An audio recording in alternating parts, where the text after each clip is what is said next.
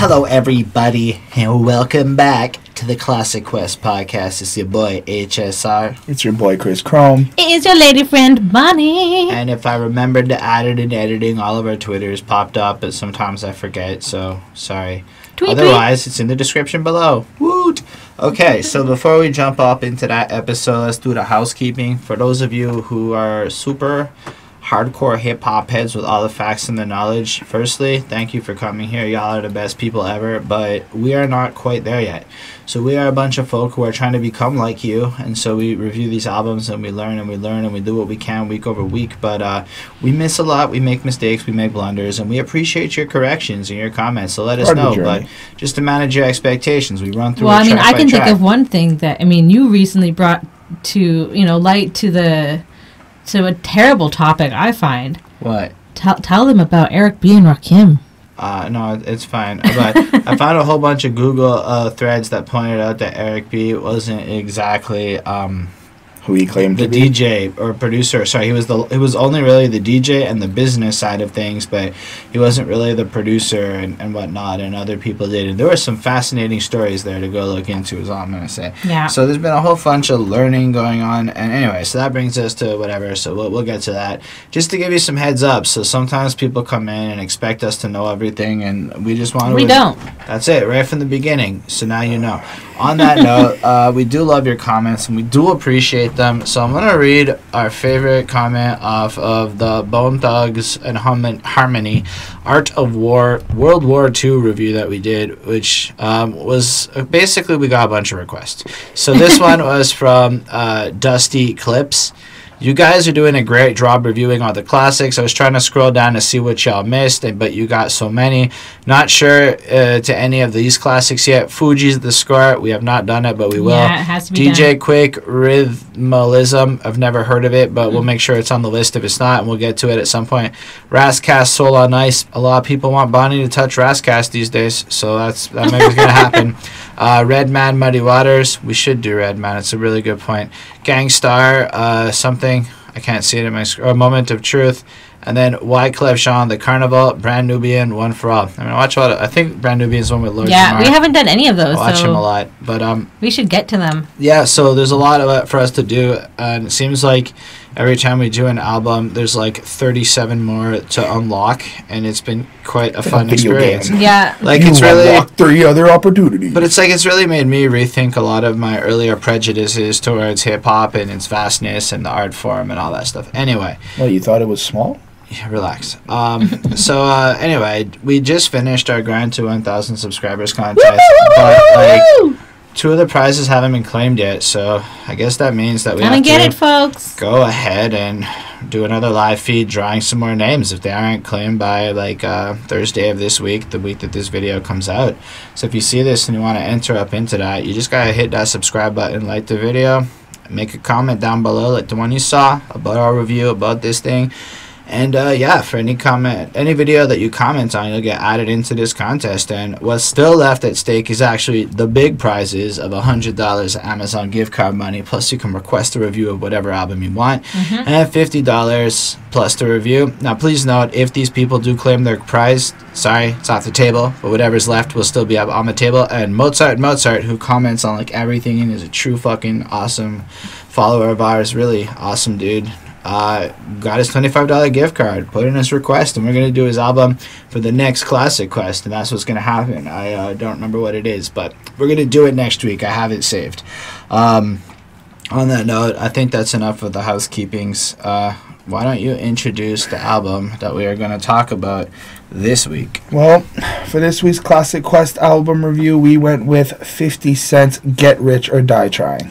What up, gangsta? Whoop, whoop, whoop, which came out February 6, 2003. Woot woot. Oh, yeah. I was like so young when this dropped. Like 9? I think I was in grade 9 when this came out. Do you remember? Tell us how you like 50 Cent and stuff. So this is the part of the podcast where we contextualize how well we know the artist, so you have some understanding of where we're coming from. So I know 50. Like I can't say. I'm not gonna sit here and be like I don't know him. I know 50 Cent. He's all over social media. He's all over everywhere. Do you know his music? I know his music. Like beyond his singles. Well, the singles like. Have you listened to a 50 Cent album? No. Awesome. But you know the singles. I know the singles. I know. What's like, your favorite 50 jam? Don't have one. All right. What do you know about his life and stuff? I'm not trying to be a shit. I'm just Well, curious. I know he's been shot. I know he's on to the whole gangster life. I know, like, just like I guess the typical shit that I just hear from the songs I've heard. And he makes money. He's all this. I think he's a shit disturber, from what I see in newer news. He's like a challenger. Right. He just likes to challenge a lot of people. But no, like, I know a friend of mine's father met him. That's So cool. That's it. Do you know what his name is? Who? 50 Cent. Yeah, Curtis Curtis what? Jackson. Curtis what? Curtis Jackson. Yes, that's sure. it. Yeah. You got it, buddy. Yeah. So. I've actually also seen the movie. I've also seen have the movie. you? I have I seen the confess movie. that I haven't seen the movie or I've played the game. There's a game? It's not like Get Rich or Die Trying, But but it came out at, like, the 50 same Cent is fucking- in the game. But Like, like it came out like right around the time I think the movie dropped. I was I think I was working at the video store at that point. I think my dad may have played the game. Is it and just like Vice City? I don't probably in that vein of things, but it was you got to be 50. it's the same type of like game control, like the game type is like the way that looks, the graphics, but it's like you have missions and you just But kind of the go. truth is, just to quote a little bit of 50, as he said, if he can't do it, it can't be done. But he proved that this could be done. So I want to be in a video game too. Just throwing it out there, the HSR video game. Imagine the concept we make one of these. I wonder what the hold up, hold up. I've got Did one. you get to build your own review? Yeah, so check it, right? Check it. I play a lot of these simulation games sometimes, right? Where like one of the series I play is you are a game dev tycoon, where you basically just program fictional video games and they perform well. Wait. You program so it's like you're on a computer playing a game of a person on a computer building games. And you run the marketing, you name them, you pick the genres, you invest in the different parts. Do y'all see what I have to deal with? No, This is what he does on his free time. Yeah. It's so fun. Okay, this is the fun stuff. So hear me out now. Now, we take that format, and one day this is going to happen. And then you got to do album reviews. And then This is like a terrible idea. We make like fake names and shit, and we create like a whole itinerary. We take all of Billboard. You know what? We spoof the names of everything. I'm just going to step it up. And So, like, it's like a- Right here, since we have nobody here, we allow to have a VR simulation of the fan. Okay, that's And then we have it like into the... that's not a video game. Listen, you're talking some really high-tech, next-level talking stuff. some I'm thinking stuff that outside of the box, you go on next level. I'm Fiverr. getting them involved. I know, that's beautiful. Wait till technology catches up. I'm not saying we go on Fiverr and find some stuff. Anyway, just thinking out loud. Anyway, let's talk about 50. How about you, Bonnie? Well, transition. I mean, I just know 50 Cent from, not really from acting. Like, I feel like I may have seen him, like, in a couple of things, but I can't even, like, tell you what. Get Rich or Die Trying. No, I didn't see that. Bonnie didn't see a movie that broke the record with the most fucks. I guess not. Or maybe I just wasn't allowed. No, we were 18ish. Okay. Like we were like, or maybe like you would have probably been 16, 17. Well, anyways, so I mean, I just know him from like music videos, from like Much Music, MTV, like watching it when I was like a teenager or whatever, and like listening to his music and grinding at school dances to his music. So I mean, that's how I know him. I don't really know like much more, like, if you're the shooting, blah blah blah, like the usual stuff, but that's about it. I just know that he can't die, apparently. Nope. Well, I remember being 13 or 14 years old, and Lose Yourself came out, and 8 Mile came out, and I was a young kid who just discovered what rap music was at the height of Eminem taking over the world. I was like, oh, a Brittany Murphy movie. Yeah. What? And then off of that bounced this wonderful piece of music. Oh, here we go. I got my hand on that soundtrack called Wanksta. As y'all might know, I didn't know anything about the song really, but I knew that 50 was here. And I knew that there were lines like guns the size of Little Bow Wow that my little young teenage mind found amusing, because Bow Wow's 6 months older than me, a little fucker. And like, well, come on, he's doing so much better than me in life. Is he really 6 months older than you? 6 months older. So you can imagine being like 13 and seeing this 13-year-old kid pop, you know? It was I felt jelly. I was a hater once upon a time. But like, what I remember then is Get Rich or Die Tryin'. Get Rich or Die Tryin'. Continue. This album drops, and I remember like this is the age where I'm getting into music and I'm discovering everything. And I remember like having conversations like, how many goes is it at the beginning of fucking Indie Club? Go. Like, no bullshit. Go. That conversation happened. I remember that too. Mr. Foster's math class is what I'm just trying to say. Yeah. So like, I remember all of it. I remember this whole album coming out. I remember all the singles dropping. I remember being excited for it. I remember not being allowed to listen to the disc. I've bumped the disc a lot of times. I'm not going to say I paid attention to every song and what it said before. It was more like I learned the words without caring what was being said. So, like, I could have sang All in the Club and I couldn't have told you what that track was about, really. I mean, it's not. Now you can. Yeah. So, like, I really just... And guess what? It's about being in a club. It's really, like, it's just a familiar album. I think it's one of those albums you can point to, and after that album drops, there's a shift in pop music as far as rap is concerned. Like, what charted and what became hot after that changed. And I remember watching that happen and almost living through that, like where some people have talked about, like, when Tupac dropped an album. Well, this is how I felt, like, I guess, watching when 50 dropped it. I watched this all happen. And it was just watching the guy get his vitamin water and watching him do everything. So all the shit disturbing, like, and he up in Montreal, we still, like, I went to a not-so-white high school, so this was the hot topics of whatever was going on in the hallways, and it was really, like, interesting to just... I don't know, come to this album finally. This is like one of the few we've done on this channel where it's like, I know this album. Like, I actually do. I can't say I like anything else in 50 Cent's catalog, but I really, like, Patiently Waiting is just one of those songs, you know? Like, we're back in, like, the beginning of YouTube, folk would hang out and do certain activities involving fire in their rooms and look up hottest Eminem verses and just listen to vicious Eminem songs, and Patiently Waiting, things like that were always part of that, you know? Like, it's just, you know? I remember, like... It's like a lot of nostalgia's coming back when Yeah, because I watched it all go down, I guess, in, like, the public. I watched Ja Rule's career end. Anyway. Let's, I wondered, like, what happened to him. He just kind of disappeared. It's fitty. I was too young to actually understand all of this when this album dropped in 2003. I didn't understand it. I just watched stuff happen. Well, I mean, like even for now, like... Oh, and I bought this book, and I read it, and it has a lot about the way 50 approaches life. It's called The 50th Law. Y'all should read that shit if you're a fan of 50. Well, should they read the first part? You don't have to read the 48 Laws of Power to appreciate this book. This has a lot of 50 Cent story in it and a lot of, like, the phases of his life. Phase 1, 50 Cent the drug dealer. But that wasn't working for 50. And in his fearless approach to life, he goes through Phase 2, the rapper, and then Phase 3, the business tycoon, and how he took his fearless approach and used the same tactics the whole way through, and 10 sub-laws to Law 50. Fear nothing. That's the hype for the book.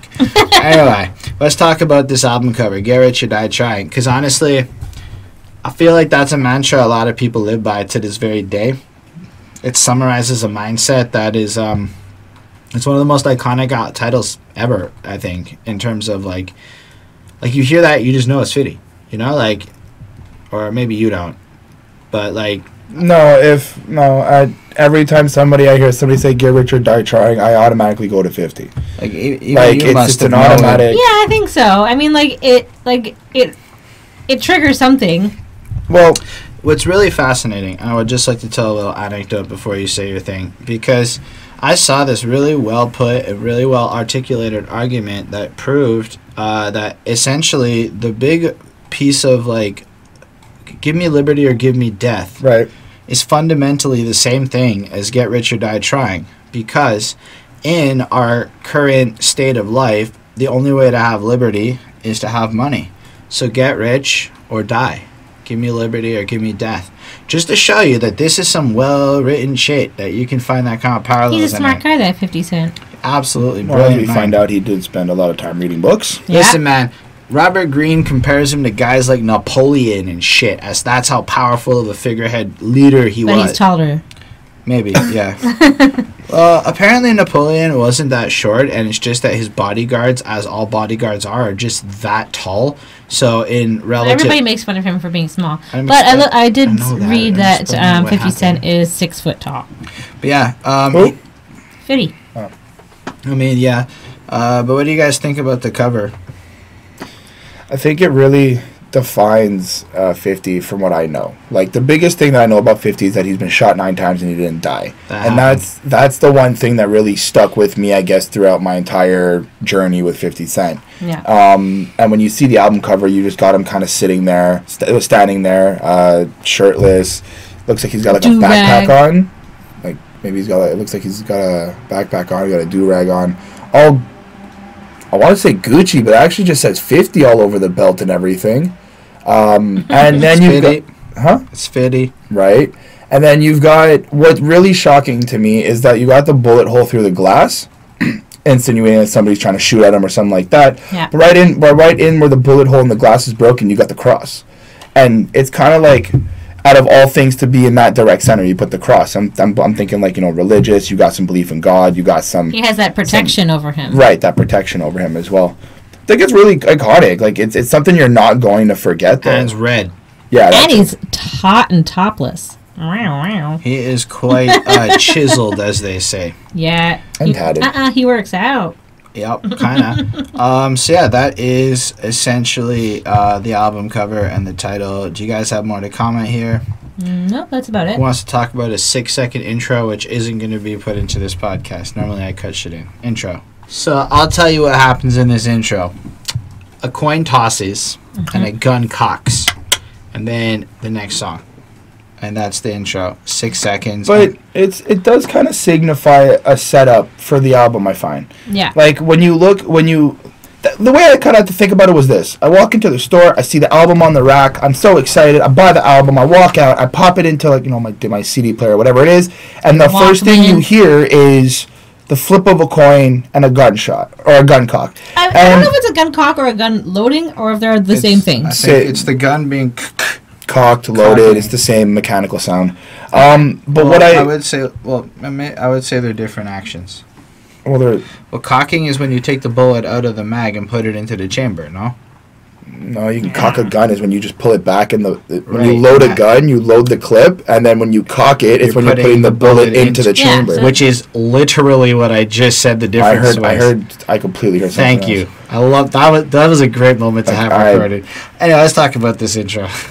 Well, I just think it's significant in terms of, like, right away, the first thing you see is, like, a bullet hole on the album, and then you get the coin flip, and then you get the gun cock. It's, like, some really violent acts are about to happen. You get this setup of, like, choices, because when you think of a coin, there's a head and tail, so there's, like, this thing of choices. You got to make a decision, and and it leads to a lot of open ideas, like, did he decide to kill himself? Did he decide to go kill somebody? Like, with the coin flip, like, just... How is the first thing you thought, did he kill himself? No. I didn't think, like, automatically did he kill himself. It's like, he's clearly making a severe decision with a gun and a coin. So it could be anything. Like, and obviously, from what I know from 50, he kind of had a hard life. He grew up in struggle and shit, so it's not something, I wouldn't put it past him, maybe wanting to make that decision, or maybe he's deciding he's gonna have to go kill somebody he knows or whatnot. I'm just making the thing of, like, there's a choice and there's a gun cock, something bad's about to happen. Yeah. And then you get into the album, and I find it gives context to the album. I mean, yeah, how do you feel? Well, what did you give it? Gave it a 2, though. A 2? Well, yeah, there's nothing to it. It's just a coin flip and a gun cock, but... All right. So yeah, I mean, that's what it is. That's all it is. So I mean, it's pretty clear, like, what the message is. It's supposed to be, and it's just interesting, like, the power of sounds and, like, kind of like the imagery that you can, like, draw just from, like, these, the 6 seconds of just sound. And I always think that that's kind of cool. And I was thinking, like, maybe it's like a 50-cent coin. Which might be fun, if it was, since that's his name. There you go. And, like, he is the coin to be flipped. Ooh. So yeah, I mean, for me, it was good. It was clear. It was what it was. I give it a 4 on 5. Yeah, man. I mean, it's like with 6 seconds, he managed to communicate more than I think any of us could in lines, right? So that coin flipping, destiny, fate, things are gonna happen. Life is a 50-50 gamble. He almost died. In that moment, it was 50-50, you know, like, you know, shit like that. He is 50 Cent. That's a coin. It's like an introduction. And then apparently, we couldn't, this is a quote I wrote down here, we couldn't decide on the first single from Get Rich. It was going to be either If I Can't or In the Club. We were touring. So me, 50, Paul, Chris, Lighty, and Iovine decided to flip a coin. I forgot who wrote it, who said that, but whatever. Eminem. Was it? Yep. Yeah, and then it's a pretty, like, if you really consider that, literally this album's success came down to the flip of a coin. You know, because In the Club was kind of a smash, if you know what I mean. Yeah. So I think it's a 4 on 5. I mean, it effectively describes the album in 6 seconds with sound effects without saying a word. I don't know that many people could pull that off and actually make it work. So that's pretty dope. But also, what really makes this intro tight is how well it flows into What Up Gangsta? What up, blood? What up, cuz? What up, blood? What a start, man. Like, this song is just, I feel like a teenager hearing it. Like, it's just so fun. All right, how do you feel, Chris? It's good. It's a good song. I like when he starts off, what up, blood, what up, cuz, what up, blood, what up, gangsta.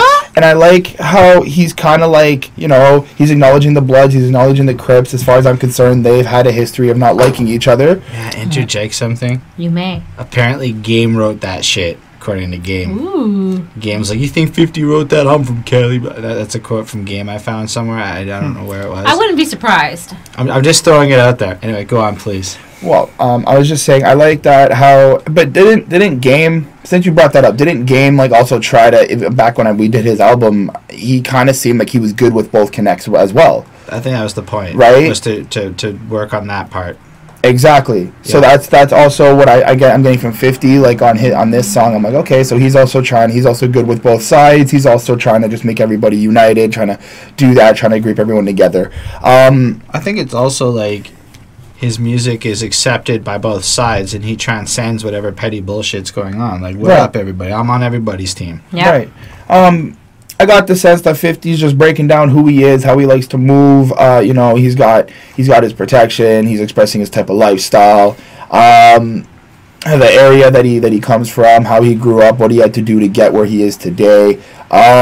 As well, I also like the nice drum loop. There's a nice little drum loop in the beat that really stuck with me, and I got into that. And I like how he's clearly stating the fact, and he's bringing like G Unit up, and he's really keeping pride in that. But I just felt like for me, the song wasn't like as hype as I think it should have been. I feel like there was something in terms of the tone of the song that just kind of felt a little bit like just lower than what I was hearing. Like, I could feel the energy in 50's like verses and all the hype man sounds, but just the song itself just was like, yeah, okay, this is something I'll bump to, but it didn't make me feel super hype. I gave it a 3.9 as a starting off. Okay. So like, it was like right away, like for me, like the intro of this song was like a nice hard, like heavy hitting kind of a song. Like, you knew it was gonna be like gangsta. I guess it was intense. So he talks about kind of like gangs and, you know, different things, and I think it's interesting. Like, maybe he's just like talking about like what he's seeing and like who he's seeing around him. And he's like a tough guy, and is basically, you know, kind of the gist of it and what he's kind of getting at throughout this song. He talks about how he dated Vivica A. Fox, and how she was a 10. She was like a dime, you know, he calls her. I think that's, you know, kind of fun, like being like, oh, look, I dated this really like hot girl. So him and his crew don't mess around. They get things done, so like they don't play around, so like don't even try. And he's living well. He wants you to know that he is he's doing very well financially and physically and everything else, I guess. So it's a good, powerful song. It's a good way to start off this album. I gave it a 4.5. This is a fucking banger. This is the hypest shit, man. I don't know what... This is what happens when trap is what you consider the hypest shit, is my opinion. Not to shit on that, but we just don't consider hype is the same thing. With trap's cool. But this is hype, man. This is that banger. This is that your car is bouncing shit. This is that you nod in your head like that type shit. You know, this is some proper... This is the sound that we thought was hype, I guess, back in the day. Maybe I'm just old. Times have changed, man. Maybe I'm an old man. Maybe that's what's happening. But to me, this is one of the hypest starts to an album ever. It is the literal opposite of what Chris complained about. No offense. You're entitled to your opinion. It's just surprising. Anyway, I mean, like, G-Unit. Bop! Like that BAM sound. So, we ain't here. Bop! Yeah, so good. We can get the drama, poppin', we don't care. Bop, bop, bop. It's so hype. Like, you just feel like the fucking energy and the power. It's going down because he's around 50 Cent. You know how it gets down. Meanwhile, he's murking the industry. He's destroying Ja Rule's career. He's actually doing this kind of shit. He just signed to Aftermath and Shady and shit. It's just like this dude comes in and just drops anyway. Maybe it was maybe it just you had to have like been there or something. Maybe. But yeah. Been where? Like in the studio with him while he's recording it? I mean, like, you had to have been, like, caring about the music at the time to, like, follow the history of it going down and being, like, almost a part of following it. Like, I was an M fan. I was a 50 fan because he was part of M's team and shit at this time. Like, to me, it was incredible. Anyway, and when I finally did hear this album, what up, gangsta? Like everything about that man, the way he bounces it, like, he just don't give a fuck. He sounds fly. Like, it isn't just what up, gangsta. It's what up, gangsta. What up, dude? You know, put your unit. Like, it's like you just like all these fucking weird. I know that sounds odd to you people, but like, it's like the fact is he's showing his versatility, and we haven't even got to the verse. You know, that was just the intro and the hook we were talking about. And then, like, it's just the way he raps is so smooth and so braggadocious. So, like he sounds like a chief executive officer delivering every line, you know? Like, right from the beginning, they say I walk around like I got an S on my chest. Nah, that's a semi-auto and a vest on my chest. Because at the time, he really was walking around with a bulletproof vest all the time. I'll try not to say nothing. The DA might want to play this in court. Made me think of Bobby Shmurda. But I'll hunt a duck down like it's a sport. Made me think of Duck Hunt. And I really like, right off the jump, it's the swag to it, right? Like, I remember somebody describing Rick Ross as the shit because everything he says sounds like a boss said it. Right. But really, 50 Cent is the shit because everything he said sounds like a boss who lived it said it. You know? Like, this is a guy... Like, there's more validation behind it. But, like, you know he's come back from the dead. Right. And you know the story of him. And now that and you got to keep in mind, I've looked a lot into the story of 50 Cent recently, especially after this book. It's so interesting, yet I haven't seen the movie. And it's a lovely book as well. I mean, it's like got gold, it's like the Bible and shit. Yeah, anyway, it's very lovely. It's really well made. It has that class that 50 Cent will want. Anyway, his story is just so interesting. Even the bankruptcy move is so interesting to see. If the Bitcoin thing is true, so interesting. That's why I think people like 50 is because he's an interesting guy. Anyway, and then like just lines like I sit back, twist the best bud, burn and wonder. When gangsters bump my shit, can they hear my hunger? When the fifth kick, duck quick, it sound like thunder. In December, I'll make your block feel like summer.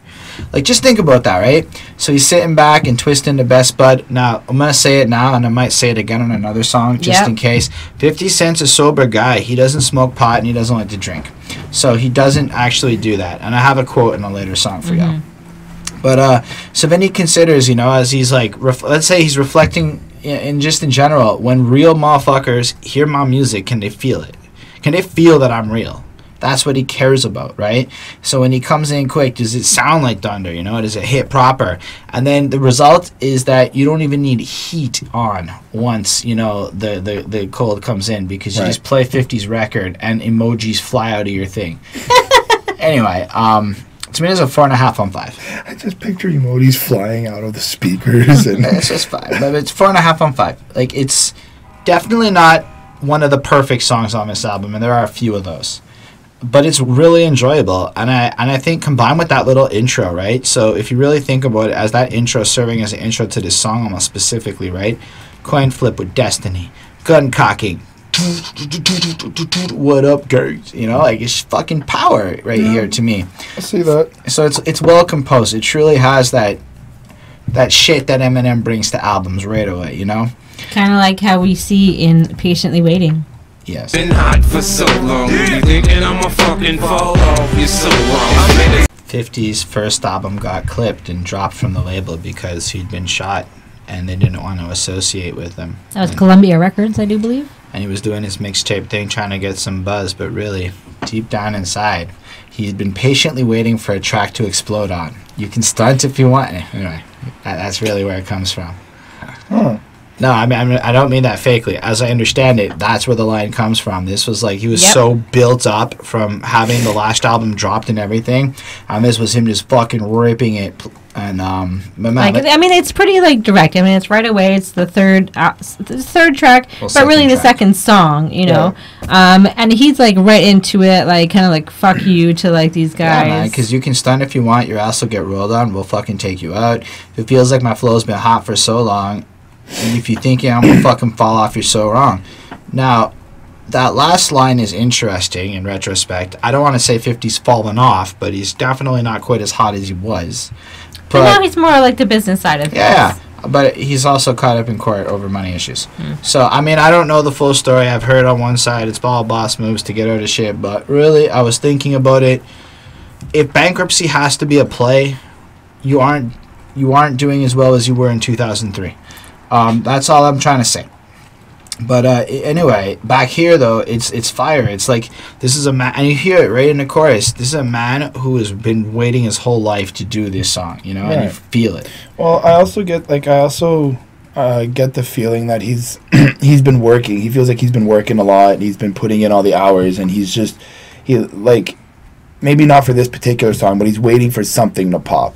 Like, after he lost that chance, from what I understand, from once he lost that chance with his first mixtape not going through, or his first album not going through, my bad, you know, that hurts, and you were so close to, you know, popping, and now all you really want is to have that popping feeling. Yeah. So, like, I think it must have been, like, a really low point in his life, you know, like, after, you know, he just suffered after shots, and, you know, his album wasn't going through, and, you know, like, you know, it seemed like he maybe was down on his luck, and then, you know, he was picked up, and I think that was good. He just keeps on fighting. As for a line that I quoted, I grew up without my pops. Should that make me bitter? I caught cases, I copped out. Does that make me a quitter? In this white man's world, I'm similar to a squirrel looking for a slut with a nice butt to get a nut. And it's like, you can tell that he's, like, you know, he doesn't have a father. He's going through some hard times with that. He caught a case. He's trying to be better, but he's also got these confused feelings, like, am I quitting? Am I leaving what I was taught to do? Am I like, are they going to be accepting me if I do change? But then he kind of just... I gotta point out that as much as the words say that is not what his tone of voice is saying. He's almost mocking the idea that people would call him a quitter. Like, does that make me a quitter? Like, he's got, like, this, like, happy grin, like a sarcastic, sinister tone to it, you know? Right. Well, I mean, that's also... That's I didn't catch that. Like... No idea how many times I've heard this song. Fair enough. But I feel like he's also expressing, like, he just kind of wants to do his thing, you know? He doesn't feel accepted by, like... when he says the white man's world, I think he's talking about the industry. I think he's talking about, like, the music industry and who runs it and what's going on. Just in general, the white man's world. That too.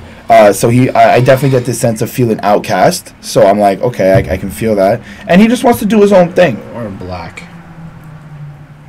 Yes. Well, I think that there's, like, I mean, right away, I think in this song we see that there's, like, a racial divide. Hold on. No, wait. I think that there's, like, a racial divide right at the very beginning, because he says to Eminem, it's the very first line of this song, you know, you're my favorite white boy, right? Yeah, favorite white boy, you know? So there is, like, a, you know, sort of like a racial divide right at the beginning, and he is making that message clear that he's the one in power, that there's a white guy in charge, that he's the one running the show, and he's, you know, 50 Cent is trying to, like, live up to that. Then he makes a bizarre reference.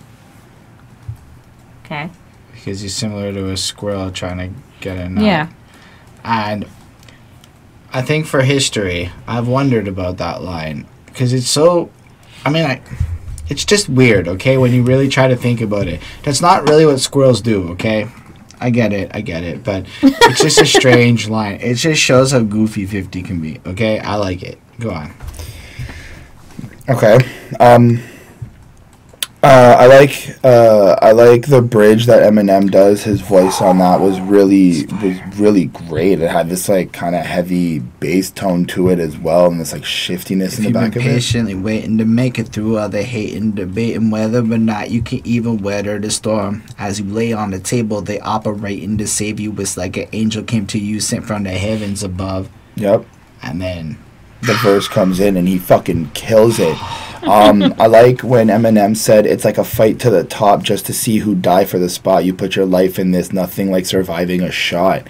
And for me, from what I take away from that line, it's like, yeah, this game of life, this game of music, this game of whatever, everyone's trying to be on the top, or at least I get a sense that they're trying to fight for the top, right? And even with the title of the album, like Get Rich or Die Tryin, like a lot of people are into what they do for the end, like until the end, until they die, and they're gonna make it until it kills them. But as well, I don't think that's okay. So I think what's really being expressed here, because you gotta take the line a little bit bigger before and after. So take some big and some Pac, and keep in mind this is Eminem talking about the new acquisition to his team. Yeah. So you take some big and some Pac, you mix them up in a pot, sprinkle a little Big L on top. What the fuck do you got? He's describing the formula of 50, right? Mm-hmm. You got the realest, the nillest killers just tied up in a knot. The juggernauts of this rap shit, like it or not. So now that they're establishing their contender into this battle royale, like PUBG for those of you. I just started playing that on my phone. And then it's like you're lying there with the fight for the spot, etc. And then you put your life in this, nothing like surviving a shot, right? So he's questioning who's actually really willing to die to get that role on Shady's team, we'll say. What about the guy who survived a shot? Which he follows up with, y'all know what time it is, soon as 50 signs on this dot. Shit, you know about death threats because I get a lot. Mm-hmm. And he goes on to brag about how Shady Towers was right next to where 9/11 happened. But like, if you really consider that, what he's trying to say is he knows 50 Cent's the real deal because this guy literally almost died for his dream and he came back from it, you know? So I think it's a matter of a validation of 50 Cent as the juggernaut and why he deserves the place rather than commenting on how other people are doing it. I think he's saying other people are not doing it and 50 Cent is in fact the one who will do it. Yeah. Does that make sense? I don't know if you agree with that. Yeah, I mean, I agree with it. Makes sense. It's a good verse. Well, I was just gonna sum it up with when he said nothing like surviving a shot, I took it as like that feeling you get when you take an opportunity and you got through it and it worked out in a good favor. I think it's a good double entendre purpose for the lyric. You're right, Chris. Right. Other than that, I do feel like Eminem's kind of just there to validate 50 Cent on the song, to validate that he is who he is and what he says. I like the energy with it. I do enjoy Eminem's part. I do enjoy 50's part. I gave it a 4.5. Nice. So yeah, I mean, Eminem obviously helped 50 Cent with this one, and he thanks him at the beginning, you know, like we said. He also produced the beat. Yeah. You know, that's why he couldn't have done it without him, you know, like he couldn't have made this entire song without him. So he's kind of just telling us about how he got kind of like backstabbed kind of by like certain industry people, you know, and he's like obviously like throwing shade at like, you know, his last label. So Eminem is kind of like bringing back, like, you know, Eminem comes in, he's great, of course. And then there's like kind of bringing breath back into like hip hop and like kind of like back into like 50 Cent after he gets shot. I'm sure that he kind of went through something that was like scary and, you know, maybe thought that he was going to lose his life. So just like to have that breath back, you know, and he's showing that, you know, he's come back from where he was after getting shot. Like this is his moment. This is where he's going to shine, you know. And, you know, again, he says the mix of, you know, Biggie, Pac, and Big L, and that's how you get 50 Cent. I mean, I wrote that down too. I thought that was very like noteworthy. Big L's a fun guy. Yeah.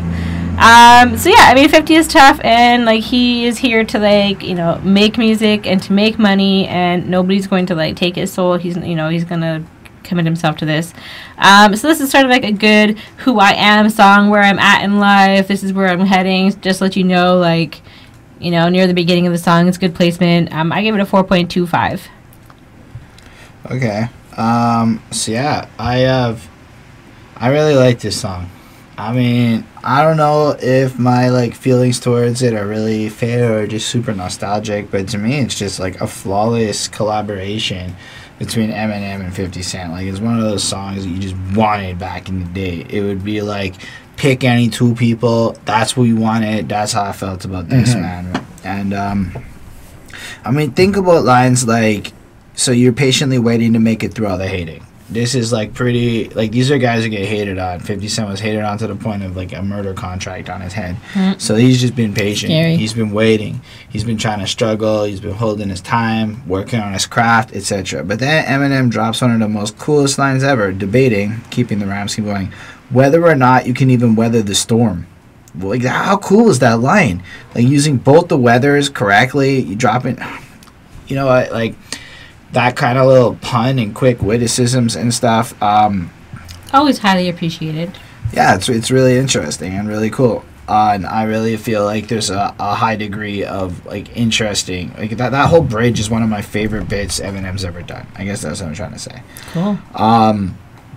And then, yeah, 50 comes in and just does these, like, really great lines. Like, picture me, pen in hand, writing lines, knowing the source will quote it, because back then the source was quoting hot shit. When I die, they'll read this and say a genius wrote it. I mean, that's some interesting shit. Like, that's implying, like, right off the jump that, like, he knows that what he's putting down on paper is basically he's feeling like Kanye in that moment, you know. Yeah. Then I grew up without a pops. There's they make me a quitter, whatever stuff. Like, it's fucking cool. Like, it's just really powerful stuff. Like this arrogance, but not in like he's arrogant, but like in this. He can back up what he has to say. I guess his confidence, this extreme level of fearlessness in the way he drops his lines that you just believe him. Or, what about this classic line? I got pennies for my thoughts, now I'm rich. You know, because he's putting his rhymes down. He's getting paid. It's so fun. It's such a good use of proper literature and shit. Yeah. He's smart. He's a smart guy. If the gun squad hearing all the shots go off is 50, this is 50. And I realized he unashamedly just sings. It does not matter if it's tuned right or whatever. I mean, sure, they fix it a bit. But, like, this is not a guy who cares if you think he's a bad singer. But if he feels like singing, he's going to sing. And if you see a person laid out with his fucking top blowing off, you know it's 50, man, but that wasn't 50. Don't holler my name. Now, what I like about that little part there is people are kind of like labeling crimes and bad things and stuff on him as though he were participating in certain activities. And he's just letting you know, man, stop saying my name, stop attaching my shit. It's very snitchy of you, you know, like, don't say that shit. It's not the correct behavior of life and whatnot. Yeah. And I feel like you really get the sense that 50 knows how to live the things the way that they're supposed to be lived. Anyway, it's beautiful to listen to me. It's a 5 on 5. It's a true favorite, man. Every time I don't have patiently waiting on a playlist or whatever, and I see it, it's instantly added, and it will be that way for the rest of my life.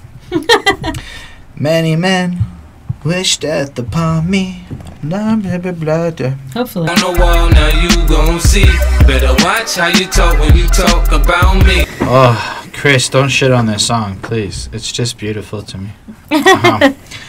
First, let's just talk about how well made that music video is. Like, they put a lot of effort into it, a lot of cut scenes to kind of tell the story of how 50 got shot visually. Like, it's a really, like, if you weren't sure what this song was about, there are 9 gunshot sounds in the intro. Like, it's just 9 times. Yeah. This guy got shot 9 times. Yep. Anyway, and he's like fucking working out. Go on. I mean, then you like writing books. This guy like is crazy. He's a good businessman. But even that chorus, many men wish death upon me, blood in my eye, dog, and I can't see. I'm trying to be what I'm destined to be, and people trying to take my life away. And then, you know, he puts a hole in your head for fucking... Anyway, but, like, I mean, I can't picture a reality where anybody really wishes death upon me. I mean, maybe that happens. It seems to be what happens to people on YouTube. But so maybe in the future that would make sense. But in the meantime, I've never had that happen, really. And it's a very... And it's not... He says it so casually, right? Like this is just what he comes from and, like, what he deals with. And I think part of the charm of this song is the coldness in how he delivers these lines and the raw emotion without showing emotion. Like, he's a real G, but you feel his pain.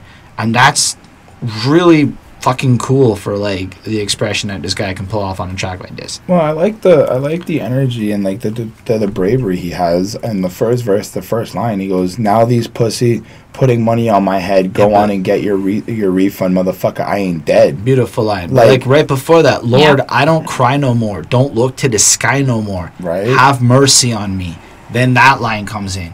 I mean, just look at that flow. Like, he can't trust in God anymore because he has to take this shit into his own hand because for whatever reason it's like God has kind of left him to his own whatever, and so now he has to deal with it himself.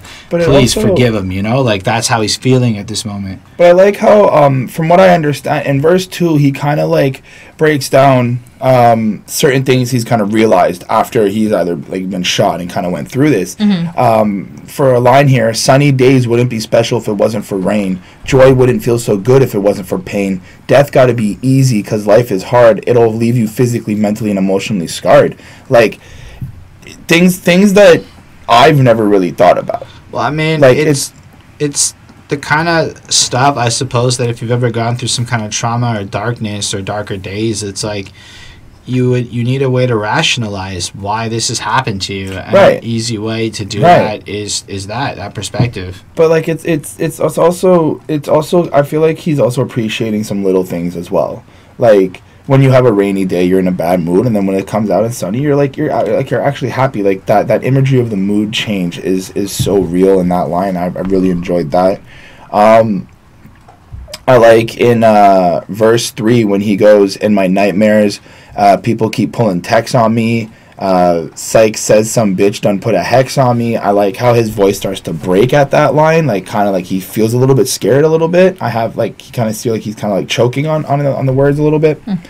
And then the line, this is where I feel like he's kind of boasting about his like godlike status in a sense, since he didn't die or whatnot. Homo shot me 3 weeks later. He got shot down. Now it's clear that I'm here for a real reason because he got hit like I got hit, but he ain't fucking breathing.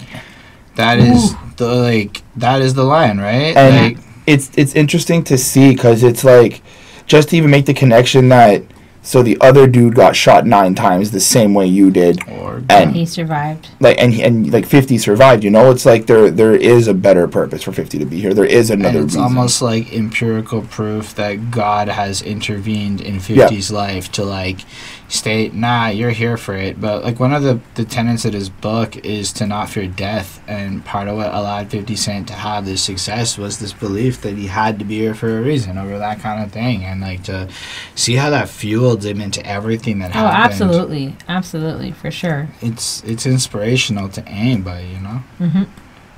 Super beautiful. But yeah, and it's not. Then there's also like, every night I talk to God, but he don't say nothing back. I know he protected me, but I still stay with my God, because he realizes that like when you do have faith in God, there are going to be moments where it feels like nothing's happening there. So you're kind of left with your mind, and then you end up taking things into your own hands, just because even your faith isn't enough to necessarily keep you safe per se. Yeah. Well, it's still gonna come. Or in the Bible it says, what goes around comes around. Homo shot me through. Yeah, that's what Chris said. Like that whole part there is just makes you think. Like it makes you think. Like the possibility of how it could be so quick to take a life. But it also how like go back to that coin toss in the introduction. The 50-50. Like it takes that symbolism that you gave a 2 to and really adds meaning to that coin, meaning that the choice of using it is just more powerful, right? When you think about like context like that he's actually faced. I mean, Many Men is a 5. It is a great single. It is a great track, and how could you not like it? I'm certain you don't like it. Give it a 4.5. That's good. That's a good mark. I'm okay with that. Hey, baby? Yeah, I mean, I just wanted to say that, I mean, it's basically, you know, what you guys talked about him getting shot, you know, 9 times in 2000. And then sort of like he's kind of all about now kind of getting revenge, but like also just like about protecting himself. And he's kind of a bit paranoid, but with good reason as well, you know, like he's trying to protect himself and, you know, stay alive. And, you know, everybody's trying to get him, and, you know, he's kind of just asking for forgiveness for what he's done, and kind of also for forgiveness for what he's going to do, because he knows he's going to need to forgive, you know, his actions in the future. So there's some, like, biblical messages about, like, surviving, like, after, you know, like, the shots, and, you know, like, that he's, you know, meant to be here, and he's here to make something of himself. The beat was really cool for this song. It's a great song. It's very heartfelt. It's a good song. I give it a 4.75 on 5. She has a better mark than you. I just wanted to put that out. Bonnie is better than Chris. So the next one is In the Club. Pull up out front, you see the Benz on dub. When I roll 20 deep, it's 29s in the club. Let's get into Exhibit in the corner. It's such a good song, man. Clearly, Holden's in the club. Dude, I don't think you understand how big this song was. I know how big the song was. It was like number 1 across like all of the billboards. Like you could find him in the club. Yep. With a bottle full of bub. Yep. And look, mommy, he got the X. Yep. That's the first time I ever learned what X was. I didn't even know it was a drug. Not to be confused with an X on a pirate's map. 50 taught me that. If you're into taking drugs, he's got the supply, because if you need it, because he wants to fuck you, he's not interested in making love, and let's get some body rubbing on, you know? Let's go, baby. I would like to give him a hug. In the club? He did ask for one. Okay. So I'll go up and give him a hug. All right. I mean, everything from the go, everything. Go, shawty. It's your birthday. Yep. I mean... And it's really any excuse to party and drink and hang out in the club, because he doesn't even care if it's your birthday or not. He's going to party like it's your birthday. I mean, when he rolls up in the club, you know, he's got 20 guys, which means there's 20 knives in the club. I mean, this song is just so good. Like, when he sell like Eminem and the hoes they want to fuck, but homie ain't nothing changed, hoes down, G's up, kind of shouting out the old references. He sees Exhibit just out in the corner, in the cut. Hey, roll the weed up. And if you watch how he moves, you'll mistake him for a player or a pimp because he got that limp, you know. But even though he's been hit with a few shells, he doesn't walk with a limp, meaning that that's some gangster shit that he's doing, you know. Like, he just came in with this smooth, suave flow. It didn't really matter what he was saying, because everything was said, like, when I pull up on front, you see the bands on up. You know, just like fucking swagger in his voice. I mean, like, I kind of grew up with this song. I was in the club, you know, listening to this song and dancing to this song. And, you know, as I'm sure, you know, everybody is, you know, nowadays still. Yeah, and so, like, I mean, I never realized what, that he mentions Eminem in the song. I never really listened to, like, the words that were in this song. And I just, you know, it's the first time that I'm really realizing that, like, you know, him and Eminem were, like, such, you know, pals and such good friends. And I never realized that before. And so, you know, I was like, oh, that's not cute. Like, he's like, oh, Eminem, you're my buddy. You should see the pictures of the three of them together. With, like, yeah, with all like their glasses on and stuff. Like, we're business people here. We're not rappers.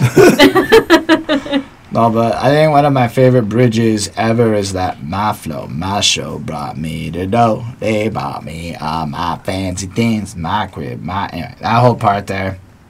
It's good. Just it's an like excellent song. You feel like my work ethic and my effort has allowed me to create my distinct brand, which in turn has bought me all of the things that I as a rapper am supposed to have to impress you folks. Therefore, I have come up. However, I have not changed from who I once was back in the day. And reading this book, the way he approached the music industry, he really did approach it like the streets, and the way he approached business really was like the streets. Validity. Nice. But I think one of the most inspirational lines I've ever heard in my entire life is actually this one. In the hood in LA, they saying 50 you hot. They like me, but I want them to love me like they love Pac, right? And I can kind of empathize with that. That's like saying, I know I'm good, but I want to die a legend. And that is like, one of the most relatable and inspirational lyrics I ever heard for that reason. Since I'm young, it's hit me like that, and I just want to share that with y'all. This beat, everybody knows.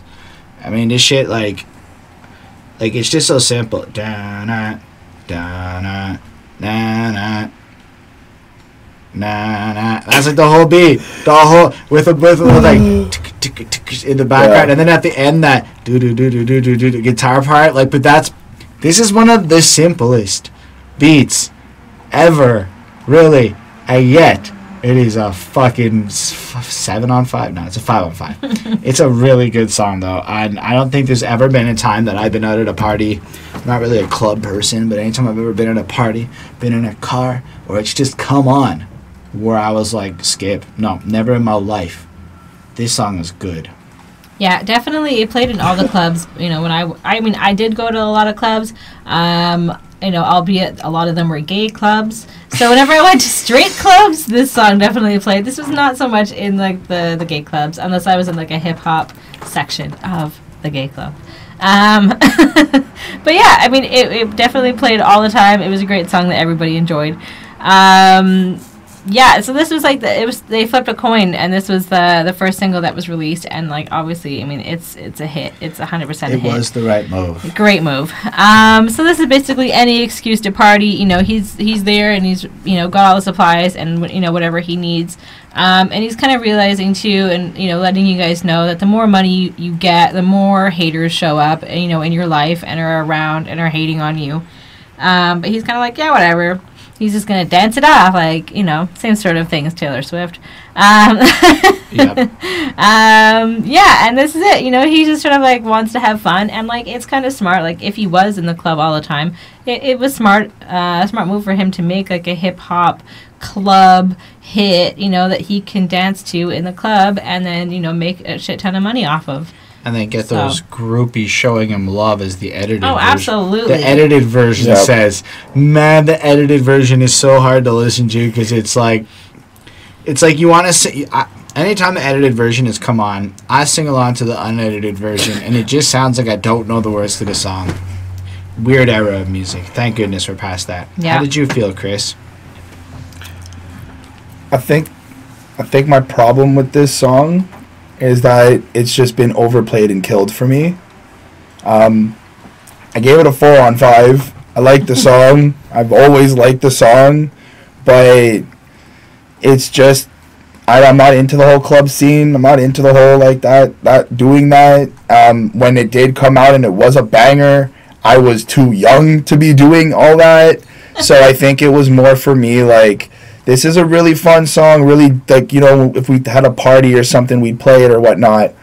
But for me, listening to it in 2018 now, with the way I kind of live my life, I'm just like, yeah, party in the club, having a good time. I make a lot of money. I got the bag.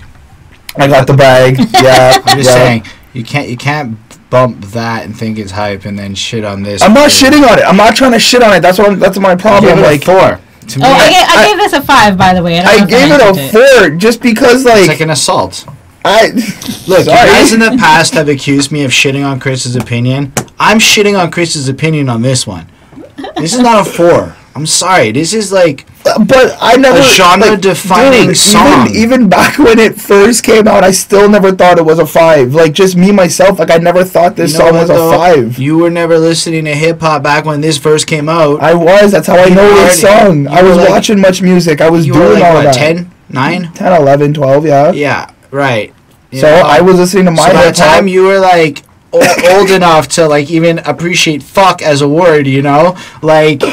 You know, his next album had come out and Candy Shop was charting, okay? I didn't really like Candy Shop either. That's a fair statement, okay? But, like, I'm just trying to contextualize... I just say, like, to me, this isn't a 5. There is nothing hotter around this era, in my opinion. I can't think of, like, a song that... Not to say that there isn't, and they obviously can, and you guys don't fucking quote me too hard on this, but this is one of the biggest songs of the 2000s. Like... defining of trends, like club stuff, banger. Like, you don't understand. This is a party up. Everybody knows like this song. Yeah, for like, sure. Like, my mom bumped 50 Cent in the club type song. Everyone's mom bumped in the club. So like, I'm that. I'm gonna have Hi, to mommy. Shout out. her mom is like freaking. My mom never bumped this song either, and my dad, who introduced me to hip hop, never bumped this song either. Go ask your dad tonight about In the Club. I'm just saying. Just go ask him and see what he's got to say about the impact. You mean that 50 Cent song that you used to listen to when you were 12 years old and that I didn't really enjoy either? I can tell you what my dad's going to say. Don't actually ask him about the significance of the song. All right, I'll do it. I guarantee you he's I'll going to put him on speaker and give him the response. Yeah, I think he'd love that. All I'm trying to say is it's hard to hear. I gave it a 4. It's a good mark. No. Because you give marks all willy-nilly sometimes. Anyway, it sounds like sometimes Chris is just high all the time. Spent the night in Central Booking, smoking some booze. I don't need Chris. I would like to start this off with a quote from Mr. Curtis Jackson himself as Chris dies over there. He wasn't even doing what the song said. I'm just saying. He was being clean off camera. But I don't drink and I don't use drugs, and I didn't back then either. I put that joint on the first record because I saw artists consistently selling 500,000 with that content. Now, if you wanted to call 50 a sellout at this point, he is the living fucking definition. But that's okay because his music's hot. Because I'm certain a lot of people believed he smoked a lot of bud in with this track. Maybe they didn't, but I certainly believed he smoked the reefer with this song. How did you feel, Christopher, about High All the Time by 50 Cent, also known as Curtis Jackson? I feel like after the last song, every single song we're going to go through now is like... I didn't give this one a 5. I didn't give this one a 5. Talk, fuck. Oh, boy. So what I got from this song is that, 50, or the character that 50 is playing, is high all the time. After reading and finding out that, he never really dabbled in drugs or he never really consumed any of that, I think that he's portraying a story of people who, get high all the time and live life like that. Allow me to quote 50. I put that joint on the first record because I wanted to make money. I'm paraphrasing. Well, yes. So he's also selling out and just being something he's not. I mean, if you listen to the verses, this is not a record about getting high. It's a hook about getting high. No. I do enjoy the mellow beat behind it. I like the piano sounds. It's got like the chimes that the piano is using is very, very nice. I like how he puts himself. 50 puts himself on this really high pedestal. There's no competition. It's just me, 50 Cent, motherfucker. I'm not on these streets. If David could go against Goliath with a stone, I can go at Nas and Jigga both for the throne. And that's really not putting yourself on a pedestal. Well, at the time, from what I'm seeing at the time, Nas and Jay-Z were like the top ones. But so putting yourself in that category while you're coming up. Like David wasn't on the pedestal. I know David wasn't on the pedestal, but the fact that David is not the Goliath and he had the capability of beating the Goliath is like 50 Cent being able to be better than the odds. Because 90% of the time, if you're looking at a Goliath, it's like, I'm going to crush you with my foot. You're totally right about that. But I'm saying, I don't think it's so much 50 Cent saying he's the greatest. I'm saying, well, if David could beat Goliath, then why can't I also try to be the best? It's like almost like a but it's almost like a mantra to believe in yourself as opposed to absolutely. But he also, the way I took it is that he's also putting Nas and Jay-Z like on that pedestal, and he wants to surpass them, which isn't saying what I'm saying is he wants to be what you're saying he's doing as opposed to exhibiting the behavior. Like he wants to be the best. He isn't saying he's the best yet. He's thirsting. He's hungry. He's fiending for it. He's appreciating that he's aligned with the talent. So the opportunity, like the 1 in a million, he's realizing that, well, that 1 in a million is better than 0, so I may as well go for it. Right. That's how I took that. Fair enough. In context of the rest of the song, I kind of just took it as he's using alcohol and drugs to cope with what's going on with his life and trying to escape the realism that is actually really happening. I enjoyed how he presented the song. He wasn't super aggressive, but it wasn't super like boring. It was kind of just this right nonchalant stoner type feel to it. I gave it a 4 on 5. Yeah, so I mean, yeah, you know, like we said, despite the name, like he didn't really use, you know, drugs or drink that much or ever. Like I didn't really understand what, and I just don't understand. Like, is he sort of like in the sense of like a studio gangster? Like if he's lying about this, is that what he is? Like, is he? You know, is he lying about, you know, the lifestyle that he lives if he's not really... He's definitely selling out. Like, yeah, like in terms of confirming, he's definitely selling out. This seems kind of like a weird move, but like I get it that he's doing it to make money and it, like, you know, it's working and, you know, that's fine. But it just seems to be like a little bit of a weird move on, you know, as far as I can see. But anyways, and then he tells the story about, you know, when he was... you know, that he got stopped by the cars and by the cops, and the only thing that they could charge him for was smoking weed. So I'm like, did that happen? Was it like, what is this? Just a made up story? Like, is this somebody else's story? Like, where did you get this from? If you claim that you didn't smoke weed, I don't know. I'm confused a little bit by that. So yeah, I mean, you tell me what you think, or you know, if you guys know anything. Yeah, so he's kind of. You know, he's doing great and he's, you know, being successful and, you know, he's being healthy and, you know, he's staying strong. So him and his crew are going to, like, rise to the top and they're going to be, like, so cool. And he's kind of, like, smug and, like, you know, but he's kind of sad at the same time. Like, he kind of sounds in this song. So good song. And I think that it's, you know, kind of like his story that he's going to rise up. So I gave it a 4.5 on 5, despite all, like, the weird, confusing... I don't know what about him. I mean, like, outside of the drug references, it's basically the same shit that is in a lot more of the gangster stuff, right? Like, there's no competition, it's just me, 50 Cent, motherfucker, I'm hot in these streets. I'm pretty certain he said similar things on different songs, right? My team, they depend on me, and when it's crunch time, I eat up food in broad day like it's lunchtime. You feeling brave? Go ahead, get gully. See if I won't leave your brains leaking up out your scully. I done made myself hot, so ain't shit you can tell me. Now folk calling me for features, man, fuck your money. You know, like, it's just the street shit mixed in with the premise that in, like, this niche is that, well, he doesn't need that alcohol that y'all drink, you know. He just prefers some good pot, and he wants to smoke that shit.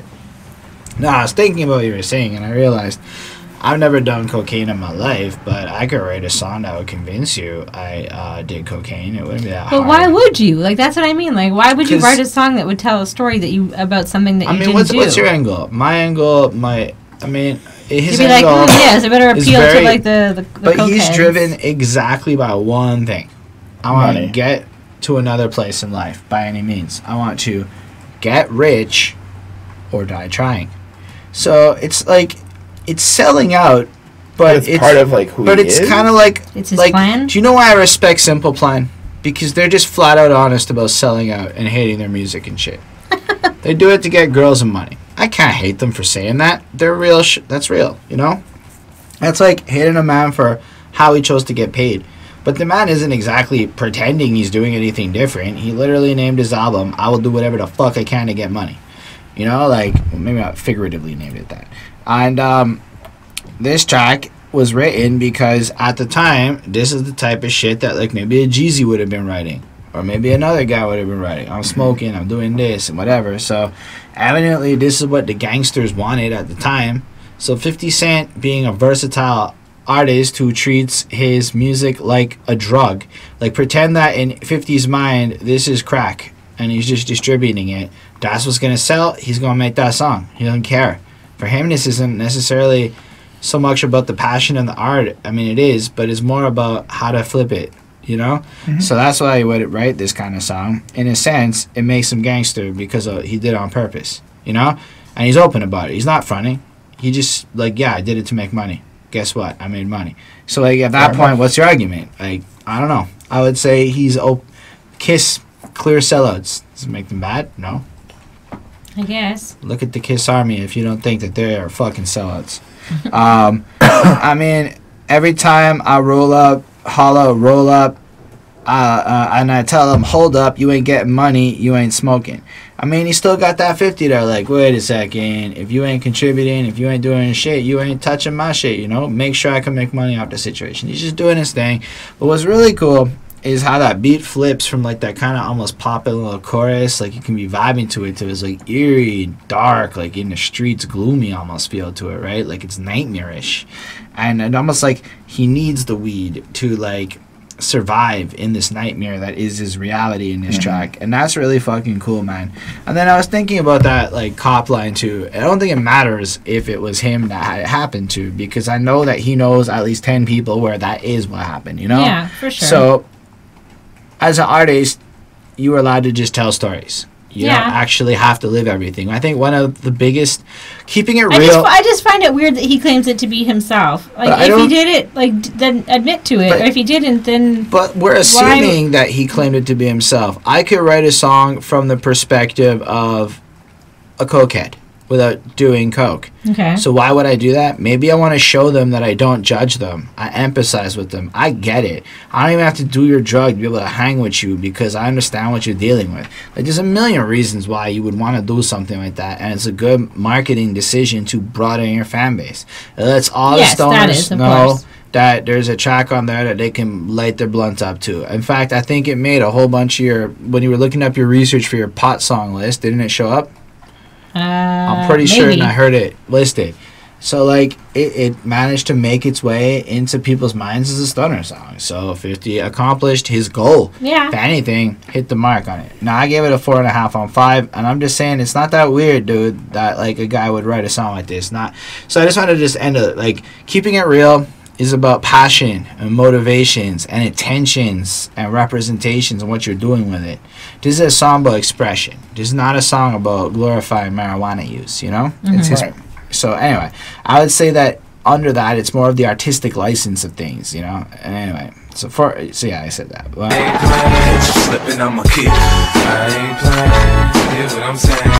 do you like this song, Chris? I enjoy this song. So I get that 50 is being completely savage here on this track, just bringing, as the title of the song, bringing the heat to any motherfucker who be stepping in front of him. He clearly brings he's making his point. He doesn't like to be fucked around with. He doesn't need people, you know, talking shit or hating on him or stuff like that, because he's gonna have to deal with it. Something that really stood out though was this. I feel like he's making this type of statement when he went, look, homie, don't think you're safe because you moved out the hood. Because your mama's still around, dog, and that ain't good. If you was smart, you'd be shook of me, because I get tired of looking for you. Spray your mama crib and let your ass look for me. And that first off, that's pretty savage. Second off, it's also a really boss move. Like, instead of playing cat and mouse, he's just going to go do what he has to do and let the mouse come to him, you know? He's a very dangerous man, this Curtis Jackson. Yes, he is. As per the rest of the song, you kind of get this insight and this feel of what he has to go through and what he has to do to make his money and to get up to the top. I really like it. I really enjoy how the tone of the song really suits the aggressiveness and the emphasis that he wants to put on with the message of the track. I give it a 4 on 5. That is fair. Bonnie, how do you feel? Yeah, so I mean, basically he's just saying, like, you know, even though that he's rich and famous now, he's still willing to shoot you and, you know, to get caught. Like, he doesn't even care about the consequences. And he's sort of like, maybe like the recording of the guys who shot him, sort of like that's kind of what the story was at the beginning. Like, I kind of assumed that that's what it was. And then so there's like a gun cocking sound that's just, you know, part of the beat. Like I've said before. What does that mean? You know it's going to be a good song. Boom. I've always said this. If you have a part of the beat, there's just like boom, boom, boom, boom. Any gun song that has any sort of gun noise. Anytime. MIA. Like, you know, it's so good. You know, it's always going to be a hit. You didn't even get any views on the last video, so you can run through your whole list. Anyways, that's it. That's all I have to say. You know that it's true. So we're agreeing that any song with a gun cock sound is a fire song? No, it could just be... No, it has to be part of the beat. So, like, it has to, like... so, like, through. It can't you just be like a one-time you don't want to mess with my... It can't just be like a one-time thing. It can't just be in a verse like one time. Okay. Anyway, and that's my rule. That's my rule right there. I guess. So yeah, I mean, or that's Thug Love. Yep. So it's obviously a great beat. So there's a lot of shooting as well that takes place in this song. He's dangerous and he doesn't care. Like I said, if he gets caught, he's kind of happy now with his life and how things have turned out. He sort of has like this like inner peace that he kind of like you feel that he's mentioning that. Although he is still like paranoid and like wears like the the bulletproof vest and everything. So basically this song, there was nothing... That's part of his image. I think he did it. Yeah, it's to be like the tough guy, right? Obviously you're going to wear a bulletproof vest. But, and like, I mean, I know that... Because you assume someone's he got shot and he doesn't trust anybody. I think it's because it would help him sell records. It makes him look damn tough. I think you're right to a small degree. But I don't also think he actually wants to get he shot. He wore a bulletproof vest everywhere because it helped him move the album. For sure. Like, absolutely. It was part of his image. Fair enough. All I'm saying is it might be induced from paranoia, but it was maintained for capitalism. Either way, I mean, whatever. It is what it is. On this song, there was literally nothing I didn't like. So I gave it a 5 on 5. Yeah, this song is fun, man. I mean, you just get the sense that he is... It's got a funkier feel to that beat. Like it's got like a different timing signature, I think, than a lot of the other ones. It's got like a different, like his flow feels different in response to it, and it's really cool. It's a good way to like break up some of the more constant bangers that you've heard in a row. Like they've all kind of maybe felt the same kind of thing, a certain 4x4, and this just feels a little different. And I like when he's just like, I've seen gangsters get religious when they start bleeding, saying, "Lord Jesus, help me," because their ass leaking. When their window roll down and the AK come out, you can squeeze the little handgun until you run out. You can run for backup, but the machine gun shell's gonna tear your back up. God's on your side. Shit, well, I'm alright with that because we gonna reload them clips and come right back. It's lines like that where, I mean, you hear a lot of glorified gangster shit. This sounds like an apt description of what a guy who is not afraid to die would say in terms of like, this sounds like a murderer talking. Mm-hmm. It sounds like a fucking killer, like in a deep, creepy, psychological way. Yeah, like, for sure. In another life, Curtis Jackson could have written great thrillers, is I guess what I'm trying to say. Maybe he will. But like, just the idea that he's witnessed in front of his face men who were completely like whatever, all of a sudden turn religious because they realize they're about to die. And that's when people call out for fucking God and shit. But he's seen it because he's watching him bleed out and literally fucking die. And then describes the shootout scene where he almost hopes you survive and that God saves you just so he can come back and shoot you again. I mean, this is savagery at a level where, like, it's poetic and, like, eloquent, but savage AF. But, True. I mean... Yeah, because he does what he got to do. He doesn't care if he gets caught, and the DA. I don't care if he gets caught, and the DA can play this motherfucking tape in court. He'll kill you, Chris. I know. And I thought it was interesting because on the other line, on the other song, he actually went as far as to be like, "You gotta worry, but don't blame it on me because the DA might play this in court." But now he's just savage, and the DA can play it because he doesn't care. I mean. You gotta understand it. This is a guy writing art, and it's just savage art. No. Yeah, I'm not saying it's 4.5 on 5. 5. I'm saying that it is savagery to a next level, but given what we've already heard from him, given where he comes from and what he's been doing in the movements, I mean, he's like that mentality is seems reasonable in what he has to do. Like if somebody's fucking with him and he's made it clear, he has to do business the way business is done, and that's how business is done. I mean, yeah. I mean, I think what's different is the cool, blunt way he hits it. Like other guys are descriptive. 50 is blunt. 50, his words hit you, and it feels like a bat hit you in the face. Anyway. If I can't do it, homie, can't be done. Tell niggas get their money right, cause I got mine. When I'm around, quit playing, niggas, you can't shine. There are a couple of songs off of the Games, the documentary, that could have been this song in terms of the way it felt and the beat and stuff. It had that, like, unless I'm wrong, it had that West Coast club banger style. Like, I could just picture the cars bouncing and everything. Yeah, for sure. Okay, Chris, you got that scaredy pants look in your face. What, like, what did you feel about this one? The song annoyed me. Oh boy. The song, not the lyrics, but the instrumental annoyed me. The dun-da, dun-da, dun-da, dun-da. That's my car bouncing. That was just so there that Hydraulic. It just took away from the vocals and just what he was saying. It just bothered the crap out of me. But other than that, I mean, the song itself, he's boasting about who he is, what he can do, taking charge and taking action. Like, look, if I can do it, if I can't do it, then no one else can because I'm the best and this is what it is. He's the pinnacle of fucking perfection. He's Curtis Jackson. Show your respect. Exactly. I gave the song a 3.5 on 5. I like it. I don't think that the beat is really working for the song, personally, for me.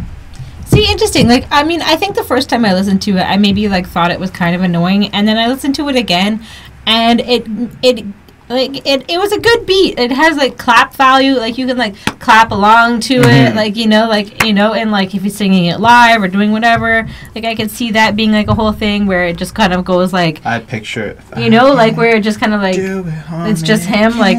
like, that kind of, like, hand motion? Yeah, I could see that, like, there kind of being, like, a moment there. So this peaked at 76 on the Billboard Top, like, 100 or Hot 100 or whatever. So, I mean, it wasn't, like, the number one hit, so I think that it was a smart move to release into club before this one, because this was the other one that they were going to release. Oh, this just feels less universal than in the club. Yeah, I mean, it's sort of just saying, like, if he can't do something, then it can't be done. So he's obviously cocky and confident, and, like, he's, like, he's in it to win it, whatever. So he's really, like, I think he may have literally been spitting at part of this, like, on part of this song. As he was rapping, it was so, like, it sounded like that. I mean, to me, it did anyways. Kind of talking about cool cars, cool guns, like, all, like, the kind of baller stuff, like, him and his crew have. I think that that's cool that they've kind of, like, come up and reached success.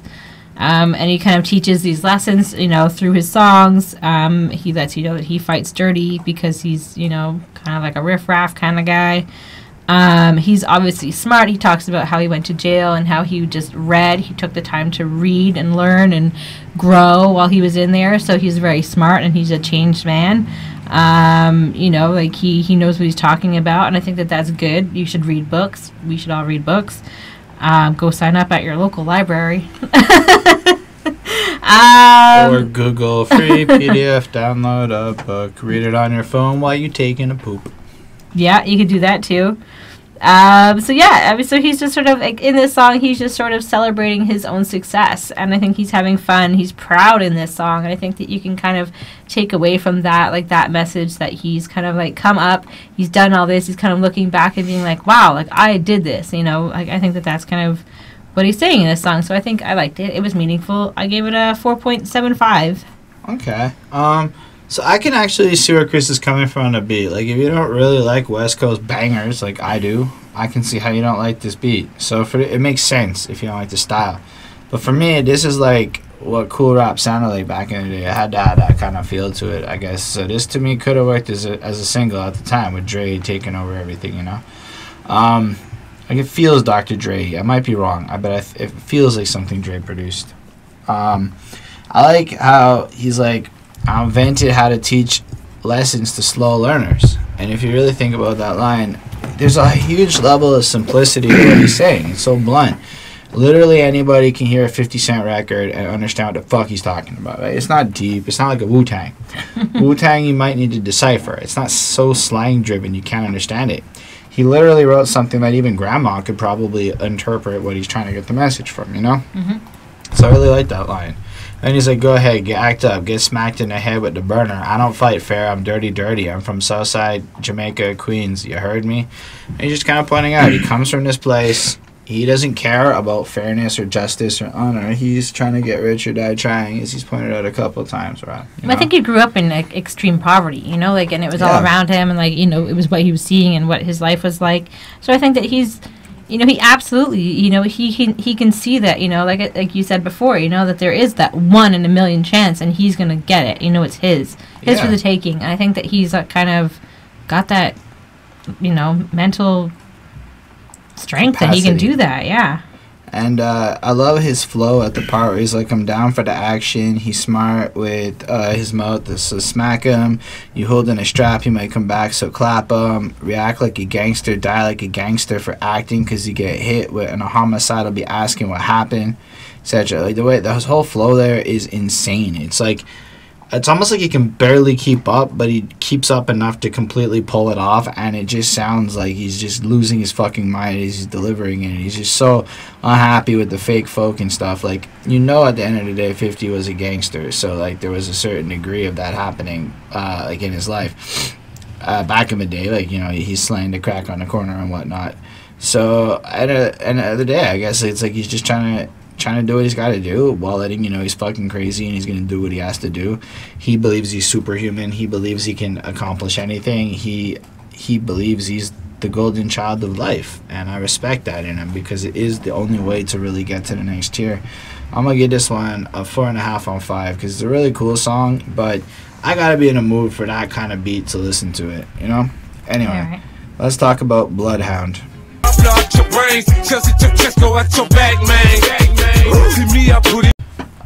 How you feel about Bloodhound?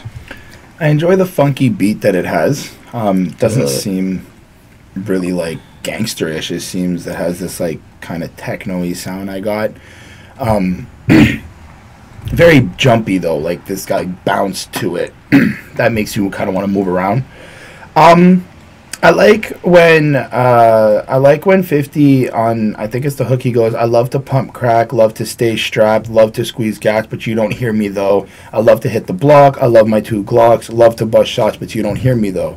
And I like how they're basically explaining like we're not snitching on ourselves in a way that they're kind of like expressing what they do and telling us what they do, but they're not glorifying or bragging about what they do. They keep it quiet to themselves. They keep it silent, like the G code, as we could say.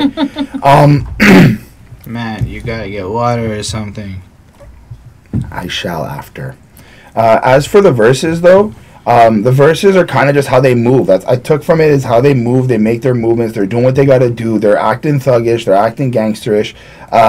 But they're kind of doing it in a way that they're owning it and not just kind of front about it and not just like trying to be like, you know, as we call studio gangsters or whatnot. Like they're really owning and living up to what they say.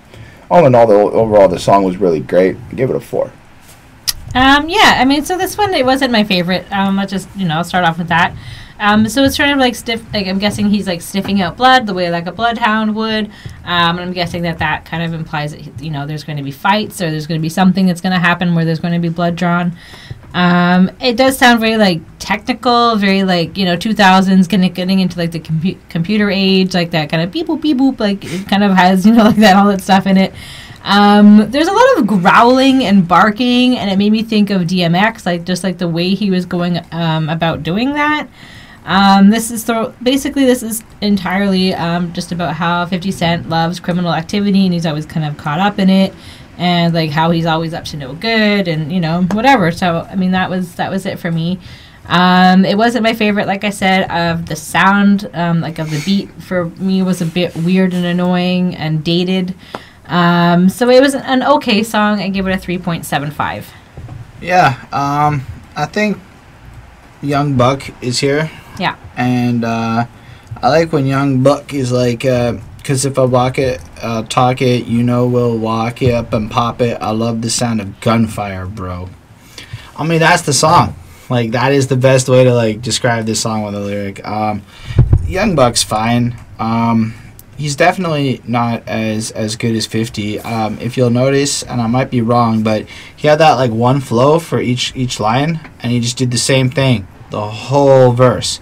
Next to 50, who changes it up, and it really it took away from the experience a bit because I'm already accustomed to 50 changing it up. It's part of what I've been loving about his flow, and it's almost like Young Buck was a bit of a step down next to 50 on this one particular track. I don't know about the rest of his career. I'm not really that deep into G Unit. I I love the chorus, man. I mean, Chris put it well what it is. He does all this stuff, but what do you hear about 50 doing it? And that you don't hear me, though. It's just he says it with such, like, a swag to it, this emphasis. Like you can tell that 50 Cent does not care about recording his tracks in one take. He'll just fucking ad-lib, he'll drop lines, he'll do whatever the fuck he thinks is going to work to make it sound good. I didn't really find the verses to be overly substantial or anything. The beat felt like less good than the rest of the album for the most part, and I realized this is the first one I felt like was like a filler, like maybe a posse cut because he wanted to put some G-Unit guys on there. Okay, I'm totally fine with that, I guess, but like I feel like the quality just took a serious dip here. I get this a 3.5 on 5. I love the feel of the chorus. It is so awesome, but the beat on the verse and the overall flow, like. Bonnie's right. It's just dated. It's hard to listen to now and enjoy. And it's not like there's any of those crazy lines like 50's coming back to shoot up your mother and shit where like you're really over the top. It's just, I'm a thug and I love it, It's okay.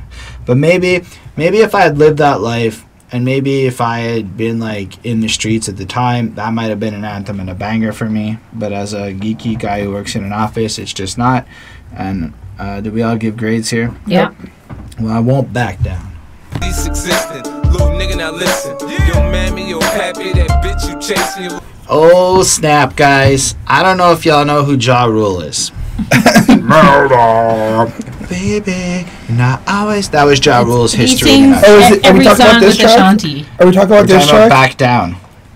Cause I won't back Yeah, but down. Back Down is about it's a blatant attack on Ja Rule. That's a good way to put it. So I'm just going to get my little opinion out of the way first.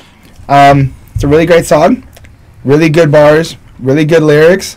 But the fact that it's a complete diss to Ja Rule and that it's also including his beef makes it a little dated for me, and I'm sorry. Don't really care. There are the greatest rap beefs worth knowing about, and maybe you really need to look into this beef because 50 destroyed it. Like, it's not often that a rap beef results in a guy who was getting Grammy nominations not having a career after.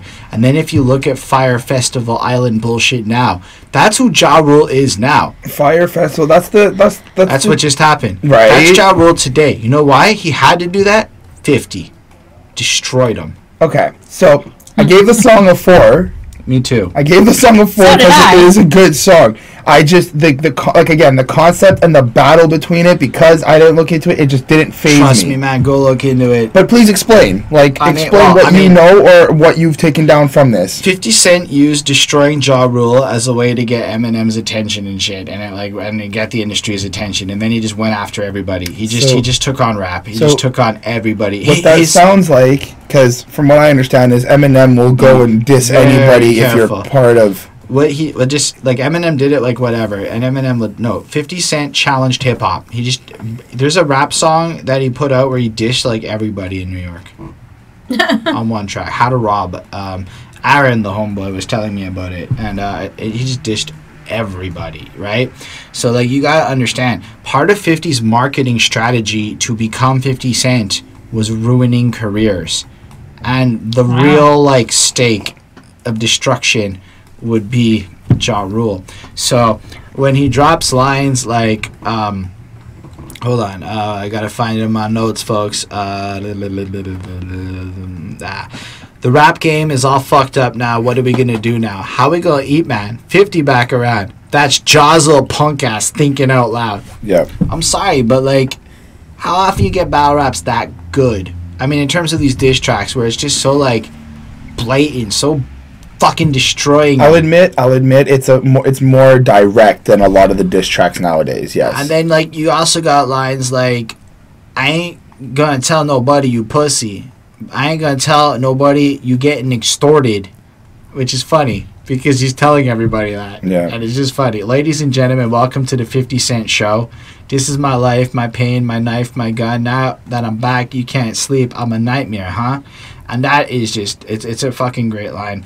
I mean, he does the whole referencing the Eminem album there, and then there was some other reference I forgot that I should have written better notes on. Anyway, I love how then you got the part where like the soldier drums kick in as he's talking about being a soldier, and it was just such an excellent fucking use of a beat. Your success is not enough. You want to be hard, knowing that you get knocked and you get fucked in the yard. Use a Pop-Tart, sweetheart. You soft in the middle. And I was listening. That Pop-Tart thing, it's been referenced. I've heard it in like future rap songs and shit. I ate you for breakfast. The watch was in exchange for your necklace.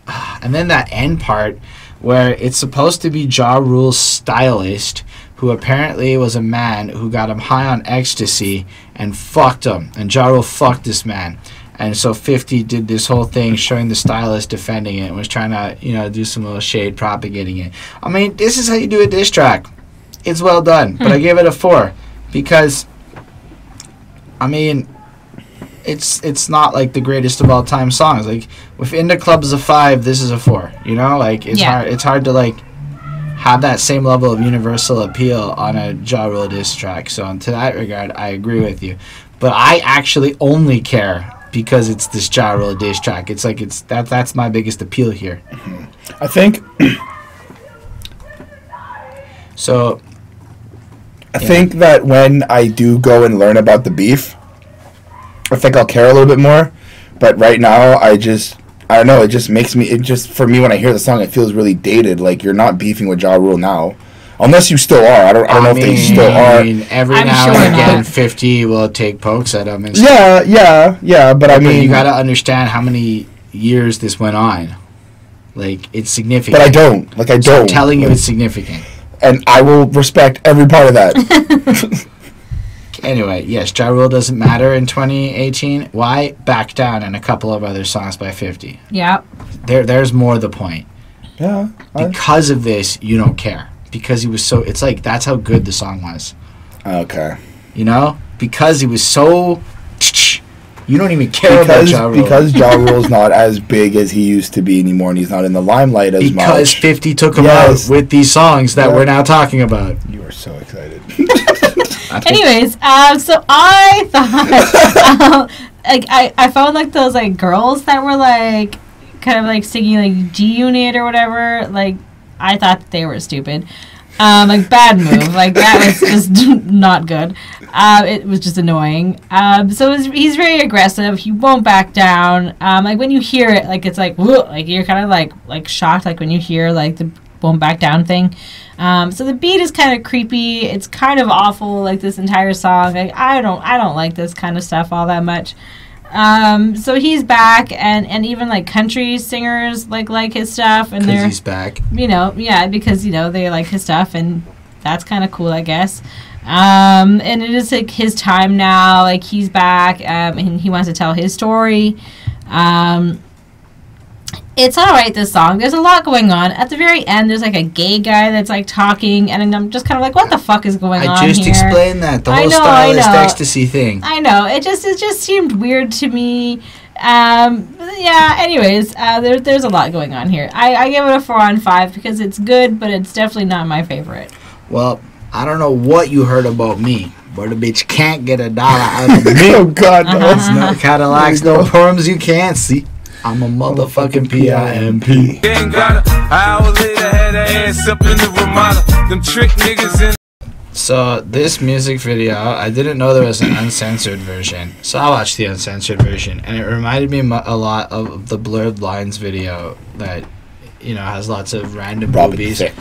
But it also had the most awkward Snoop Dogg ever standing next to this naked girl, like trying to keep a comfortable distance and shit. And it was the G Unit remix. So I watched that, and I encourage you, if you're of age, to go and watch that music video because it is so fun to just watch Snoop Dogg next to these wicked women, knowing he wants to touch, but he really can't be caught touching.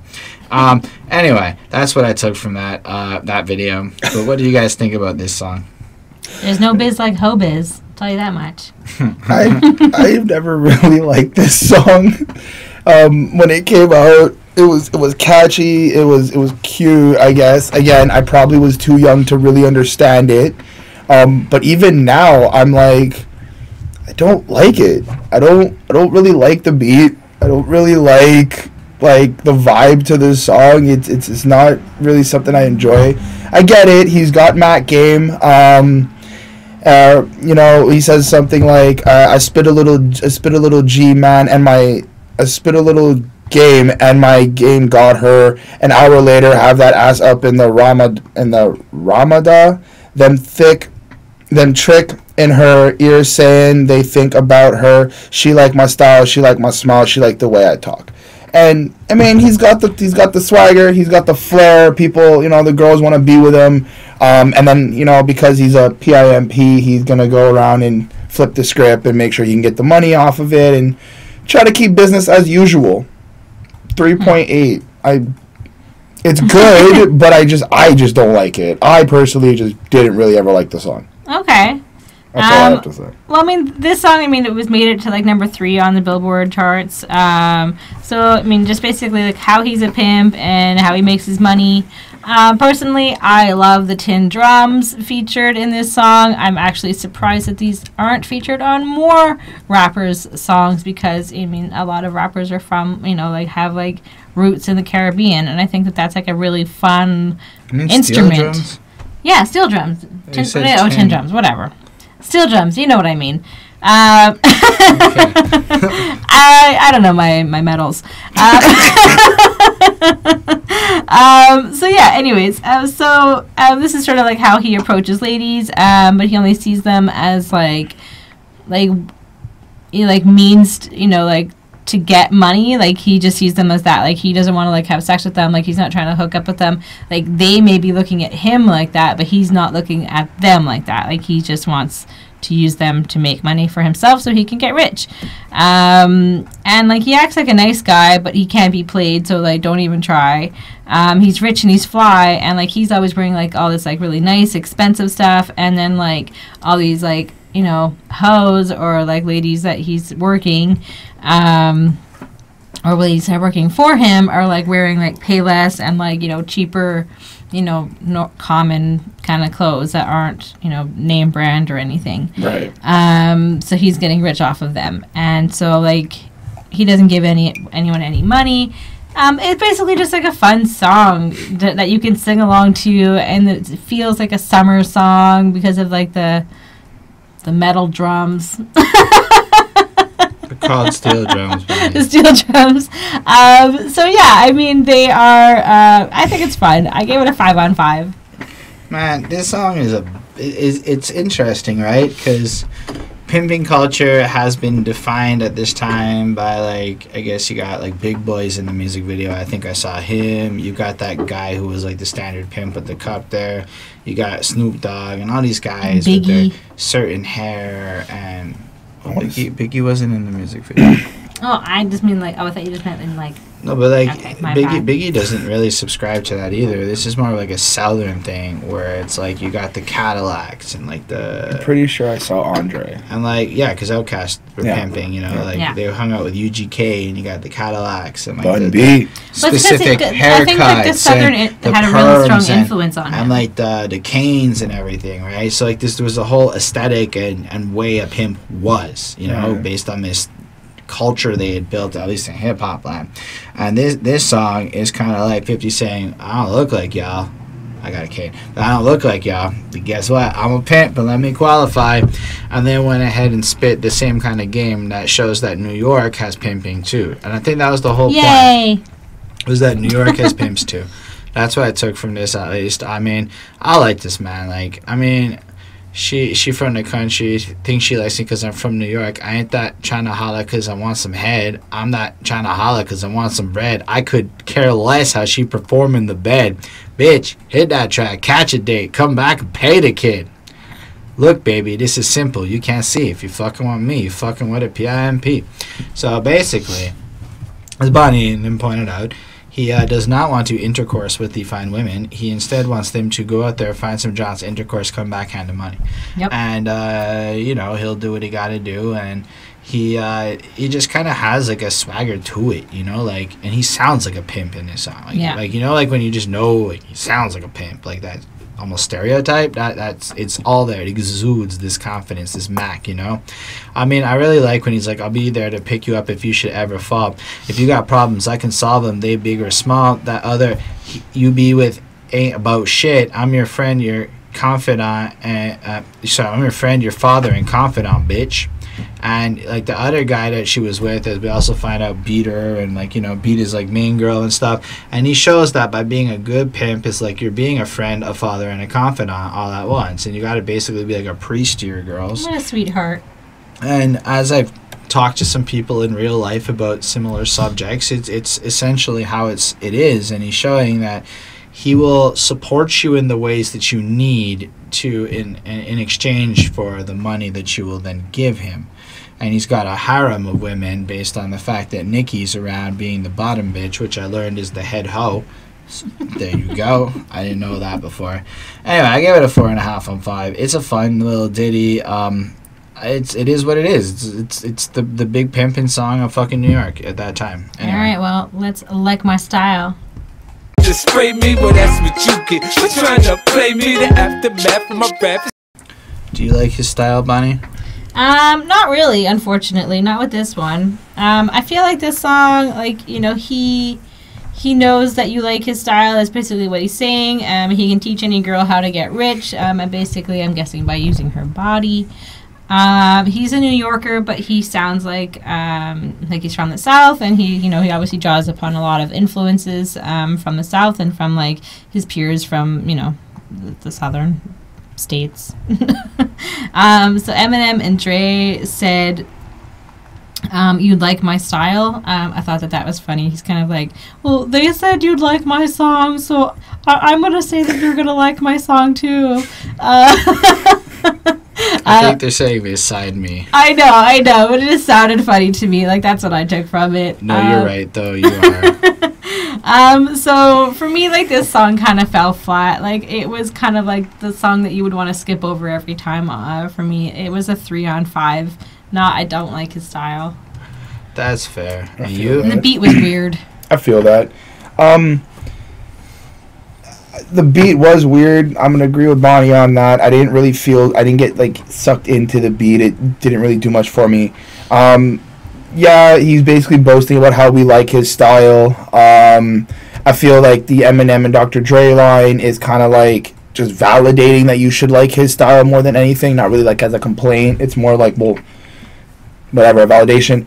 But what I do like is the mystery behind the song. I felt like there was some type of mystery to what he's trying to portray. Like, I don't think it's just like his pimping style or his rapping style. I think it's all of 50 Cent and then all of like Mr. Curtis Jackson as well. Like, just the whole being of the person.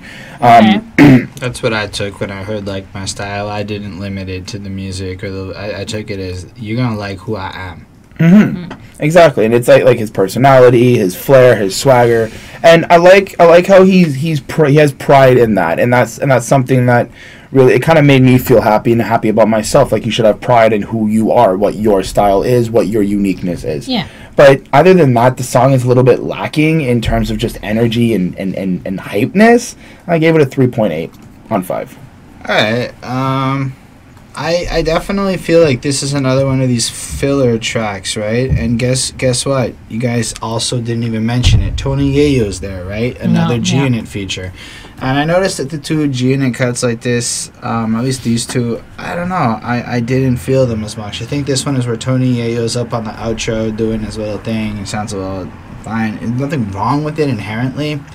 But it's like you have this almost certain quality as far as maybe the pop side or the studio side of rap that's been coming.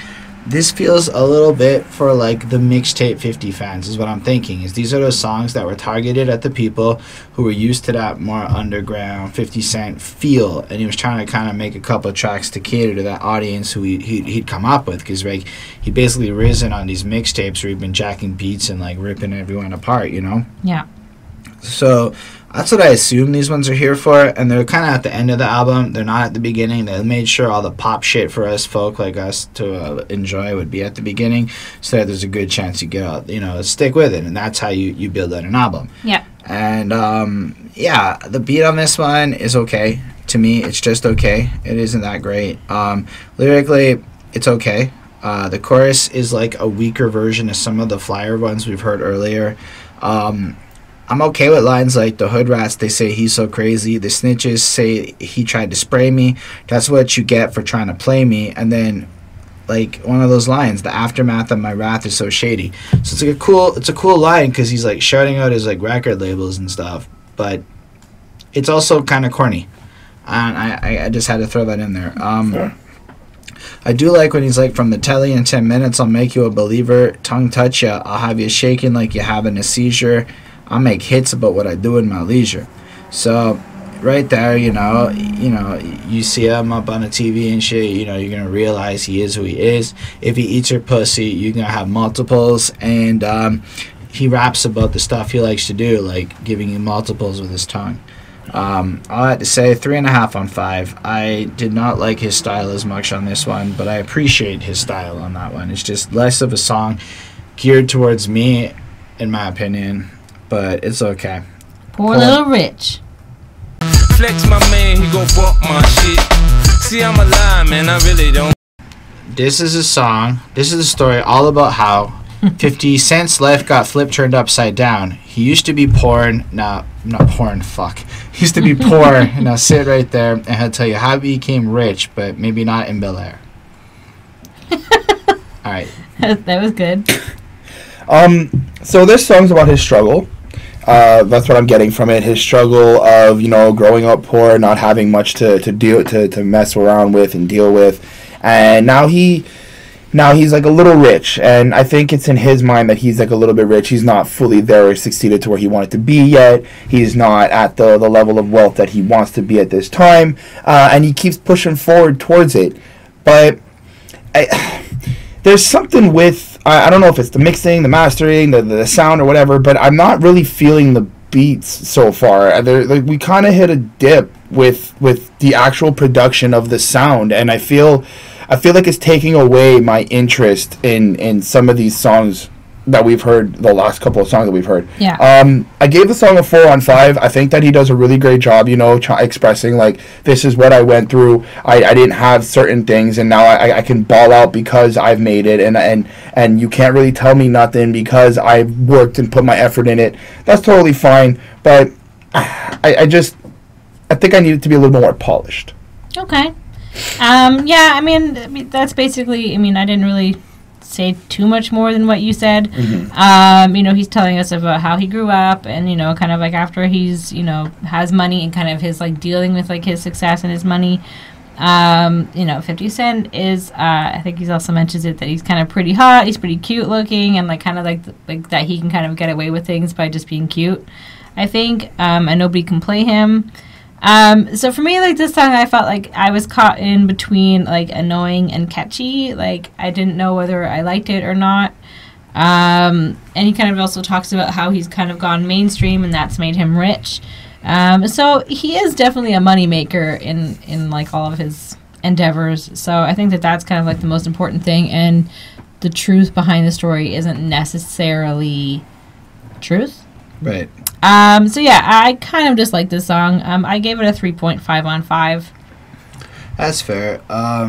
So I think, again, this one follows through with that, like, he's making a couple of tracks here for the people who've been following his mixtape career, because it feels grimier. It feels more like street music as opposed to, like, let's say, a studio album off of, an Eminem project. Is kind of what I'm saying. So, and I feel like it is a little bit talking to those fans and saying kind of almost like a goodbye. Like, I was poor making that music, now I'm rich. Sayonara, Yeah. But just to chime in, I do like that acknowledgement, though. Like, I do like the honesty that he's trying to portray. Like, I'm not really, like, you have to understand that I'm changing as well. Like, I can't always be the same guy I was. Like, yeah, but I don't know. I like the part he's like, I let my watch talk for me, my whip talk for me, my gat talk for me, blow what up homie, my watch saying hi shorty, can we be friends, my whip saying quit playing bitch get in, my earring saying we can hit the mall together, shorty it's only right that we ball together. And what's interesting about that is he just shows that his outfit, the way he styles, it just communicates all this to the girl and lets her know, okay, get in the car, you and anything. He doesn't have to talk, he just rolls up and everything about who he is speaks for him, and that's the kind of person he is, you know? Yeah. I also really like when he's like, shorty, I'll tell you about my dick game. She don't know me, but she only know my nickname. You know, 50 Cent, you know, she doesn't know him. She knows he got a big dick and he fucks well. And that's all and then he raps and stuff, you know. But I agree. This song is possibly my least favorite on the album. I gave it a 3.25. There was just like, it was hard to listen to it. Now, if I'd been in street fitty mode and all that shit, you know, and I'd been vibing to that for a while, I think it would have been cool. But I feel like these last two tracks just don't really fit this project, especially when you have something like 21 Questions coming right next. You love me now? Would you love me if I was down and out? Girl, it's easy to love me now, but would you love me if I was down and out? Would you still have love for me? This song's great. It sounds like it's directed at like one particular girl. I'm gonna say that much. And that he like kind of wants to like drive around with this girl and just like hang out with her and get to know her and ask her all these questions. And he's kind of like hoping that she's like the girl, like she's like the ride or die girl, that she's gonna stick with him. And he kind of like seduces her with his words as well. You know, and then he asks her all these questions, like if he was, you know, broke, would you still love him? If he didn't smell so good, would you still hug him? Yeah, I mean, that's a question. You know, like, would you still trust him? And then he's sweet, he's loyal, he wants to gain your trust. And he kind of says, like, listen, I'm probably going to screw up, but, like, I'll make it up to you. So, like, will you just forgive me? Like, will you stick around?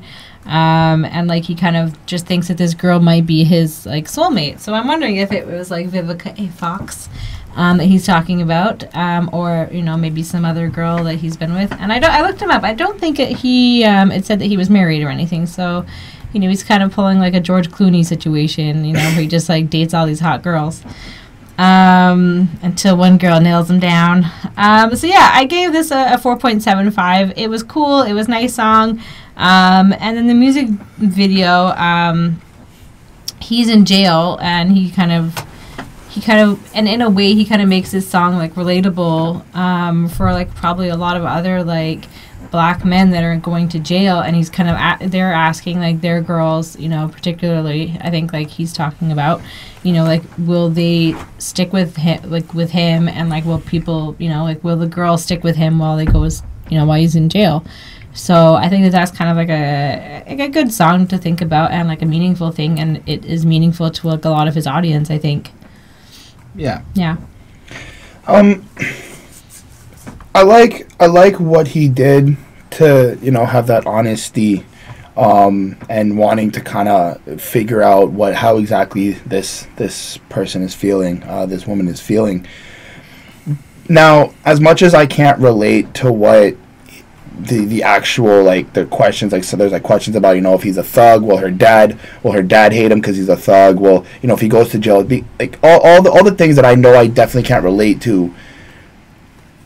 It doesn't change the concept of what the song is, and I like the concept of it, of wanting to be a better person in a way, like, be a better boyfriend by asking these questions, so that he can feel like, okay, if you're loyal to me, I'm loyal to you, and we can hold this down. Yeah.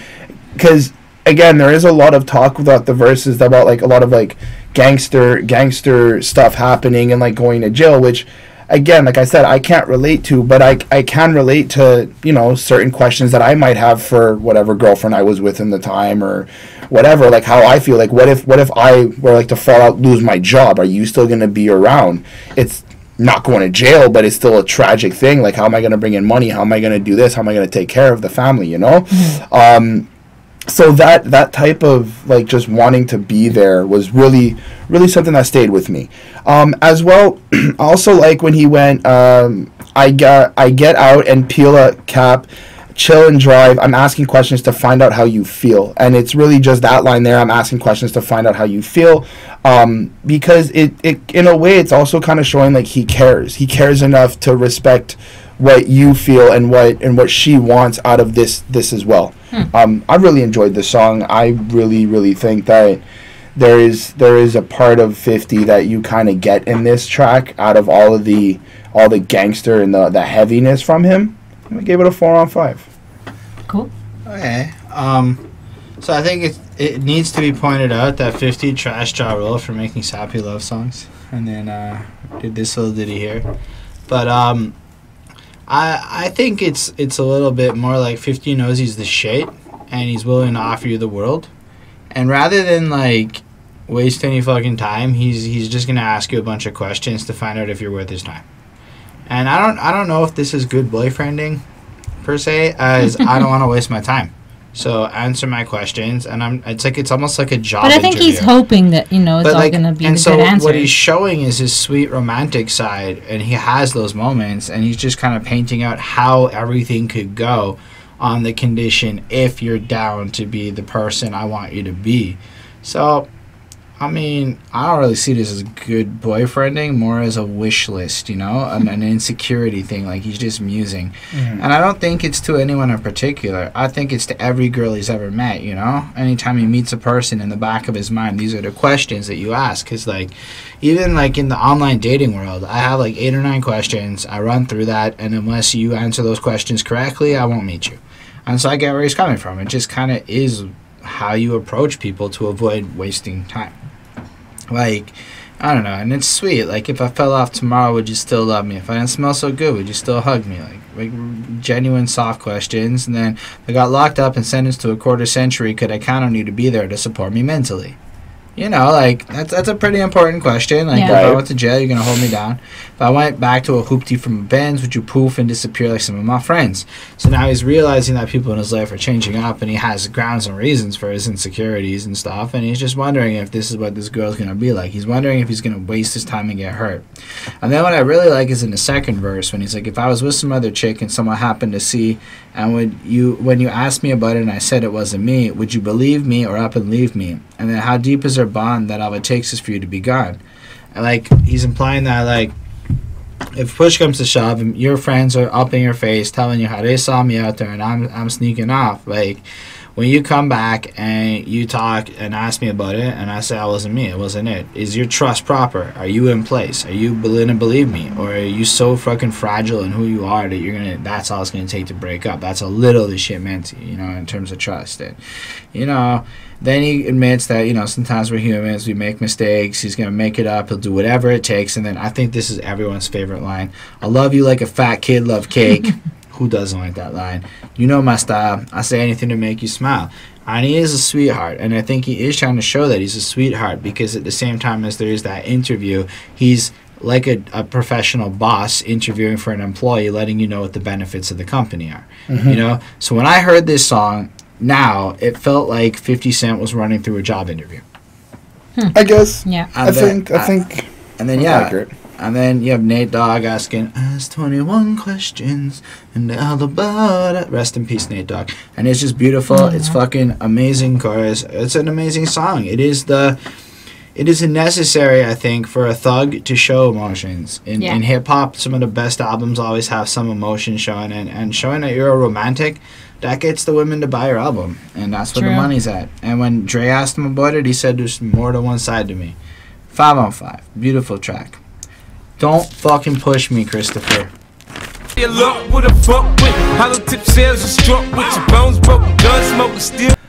Okay, we got Lloyd Banks and Eminem on this one, because nobody wanted to mention the features before. I wanted to point out that now we got all of freaking G'ing it up in here, right? Yeah. Minus the game, I guess. But I don't know if the game was and Tony Yayo. Yeah. No, Tony Yayo was earlier on the album. Yeah. I meant on the album. Oh, yeah. On the album, okay. Because, Young Buck or whatever is not on this one. This is Lloyd Banks. He's like the top G. I think we both thought you said song. I know. I made it. Eminem's also kind of on this one. Anyway, go on. This is a heavy song. So they're dealing with issues. They've got their own stress to deal with, and they're living on the edge. And if you push them over, they're gonna have to fucking take care of business the way they take care of business. A line from when 50 goes, "Man, I've been hot from the beginning. Motherfuckers envy the kid. Control your jealousy, cause I can't control my temper. I'm finna catch a felony pistol in my hand, homie. I'm down to get it poppin'." And that line stayed with me because it shows like he's kind of dealing with trying to do certain goods, but now he's also dealing with some negativity that makes him want to go back to like the gangster feel, and he has to kind of reiterate to people like, listen, if you truly fuck with me, I'm gonna have to kill, and I'm trying to be a better person, you know. I'm trying to do better with myself, trying to make money, trying to be on a better path. Verse 2, we got Lloyd Banks. I like when he went, 20 years of watching my mama's tears got me heated, heavily weeded, smoking that bomb because I need it. These don't want me balling, they want me buried. And it's like that, just knowing like when you're fighting for the top and when you get to a position of success, people are envious. They don't want you there. They want to see you fall, and that could put a lot of stress on somebody, especially if, you know, from what I guess I understand from these lives, like it's not just shit talking, it's we're gonna come after you, we're coming for your money, we're gonna do the street hood life things with these gangsters, you know. So it's not just like Hollywood fame or Hollywood drama, it's real life things that could happen, and I guess, you know, that could leave a lot of stress on somebody. And then what really stuck with me was in verse 3 when Eminem, now again, they're all kind of talking about how they're dealing with their own types of stress, right? But now Eminem, he said something and he goes, man, these teeny boppers see me on these magazine covers in these beanies and these rags living their fantasies, fronting like it's all fun and games till they shoot me up, bang, and you see your brains hang and you see we ain't playing. Yeah. And it's like, it's not the first time I've heard Eminem, you know, acknowledge the fact that people are listening to his music, or people are listening to this type of music and they think it's cool. And I like how he keeps trying to bring that message back with like, look, we live this life, this is what we're part of, but we're trying to express this to you so that y'all don't fuck around. Yeah. You know, like you guys don't have to do this shit, because when somebody's brains get splattered, it's a different reality, you know? And then I just liked when he said, when he used his name in the rhyme, and he went, you want to see Marshall? I'll show you Marshall. I try to show you art, but you just pick it apart. And like, I like the word on martial arts and Marshall, his name. I like that was cute. But I also enjoy how like it's true. Like as an artist, sometimes we try to show people stuff and all they want to do is just pick it apart without really enjoying what it is officially or trying to see the whole thing. They always want to like criticize and try to get that negativity, which, you know, for an artist or for a rapper, that could really just put a lot more stress on the work that they're doing. Yeah. Well, I mean, I think taking an Eminem being attacked by the media the way he was is not the same as your average artist getting a bad review on a blogger. Right. I will. That's true, but I'm talking about Eminem's verse, so in that context. I know, but you granularized it to everyone, so I took it away from everyone and brought it back to Eminem. Fair enough. I left the song with a 4.5. I actually really enjoyed this track, though. Just the heaviness and the tone of the song itself was just really, it was popping. It brought me back into what I originally enjoyed from the album. That's cool. I'm going to start with the fucking worst thing I heard on the entire album, and this comes from Eminem, so it's like the worst thing I heard. I can't, how would I look as a man bowing down to his knees like the mad cow disease? Are you fucking kidding me, Eminem? That just rhymed. That is why he made that line. It was just... Could be. Come on, man. Let somebody lash out at me and not lash back at him, please. Oh, whoa, yo, ho, hold up. Oh, no, not me, not Marshall. Like... Come on. I'm sorry, but that is the most phoned-in line, like, ever. Okay, like, it didn't sound cool.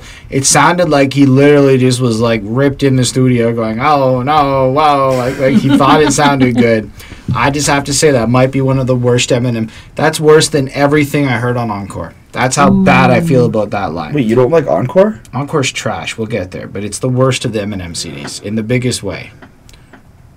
Encore's the worst Eminem CD. Encore was my first Eminem CD. So the way that you get attacked and offended is the same way I'm feeling right now with this album. Has Puke on it. How can you defend Puke? It's a very creative song about how his ex-wife, makes him sick. No, it's not. It's just bad. Anyway, but the way it starts, I need you to pray for me. I need you to care for me. And I need you to want me to win. I need to know where I'm heading because I need to know where I've been. The way we react to his music, this validation is so important to him. And the businessman in him, like, I need to understand what's going on so I can make the right next moves and move on.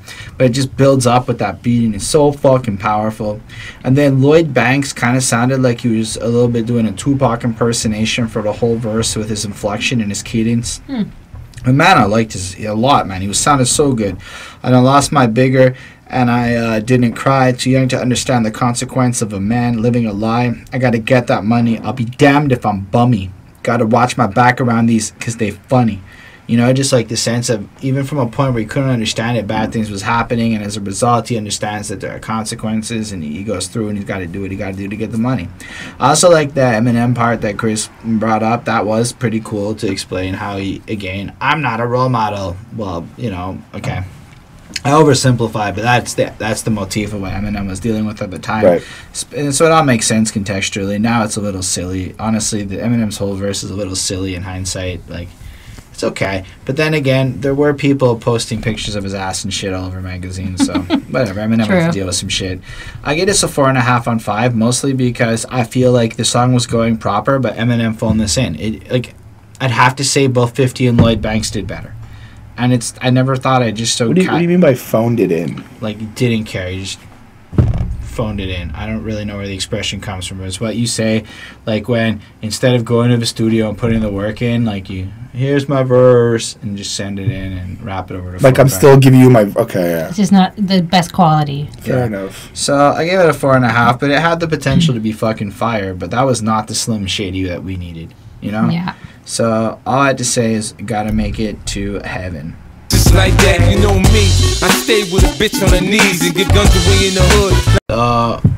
This is apparently the last song on the normal album without the deluxe tracks. So this is the album closer. How do you feel? That was a grunt. That wasn't... It's because I didn't realize that this was the last song. But... For those who don't know, on Spotify, it's the bonus version with 3 extra tracks after this. So this is the album closer. Gangsta came from the 8 Mile soundtrack, and the other 2 are from a mixtape. So, now that I know it was supposed to be the last song, right? Gotta make it to heaven. It makes more sense now.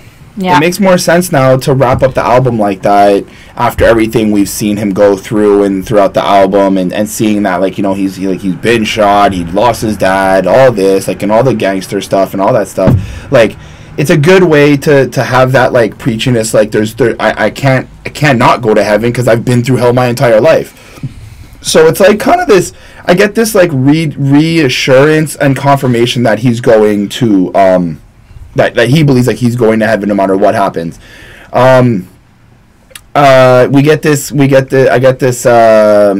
kind of chant with this chant feel when the freaking tribal sounding drums and dope ass fucking chorus part, right? It's like gotta make it to heaven, gotta make it to heaven because going through hell, you know. It's just I am fucking that up so bad. I feel so embarrassed right now because this is. But it is beautiful. It is beautiful to listen to. I like when he goes, I'm in the hood, they identify by their cars, so I switch up whips to stay off the radar. Again, he's showing us, like, you got to be ahead of the game. You got to make sure you got different opportunities. You can stay in the shadows. You know, you got to keep it slick. I like when he went, I might talk to you while we up in them pens, but when we get out, when we come home, that don't mean we going to be fucking friends. We're going to fucking be friends. And it's like still he's showing this level of survivalness, showing this level of smart where he knows his surroundings and he knows what he has to do to keep himself alive and keep himself going. But once he's back in his own area, he's like, yo, I'm back on my own. Like, I don't really need people. And that's the only way that I'm going to get myself to heaven. And everything he's doing is so that he can get himself to heaven. I think that it's really calculated, really smart. He shows some real, like, determination to want to go to a better place. It's just great. I gave it a 4.5 on 5. Okay. Yeah, so I mean, 50 just kind of wishes that like he would kind of just be left alone and that people would stop coming after him, because he's nervous about, you know, the fact that he's kind of feeling violent and he doesn't want to be violent. He kind of wants, you know, which is similar to the last message, you know, which was in the last song. You know, he kind of shouts out like his dead homies that have died along the way, you know, kind of growing up with them or whatever. The song kind of sounds like a video game, and like maybe that's kind of how he sees life, like as if, you know, like in the video game where like you have to kill like the bad guy before, you know, it kills you. Mm-hmm. And I think that's kind of how he lives his life, and, you know, kind of what he's dealing with, and like the, you know, the rawness of it. Like he was nearly killed, you know, and again he's just kind of like, well, you know, this is hell that I'm living through, and I really hope I make it to heaven. You know, that it's got to be something better than this, that I'm not getting shot at, and like, you know. Anyways, I just think it's kind of an interesting song.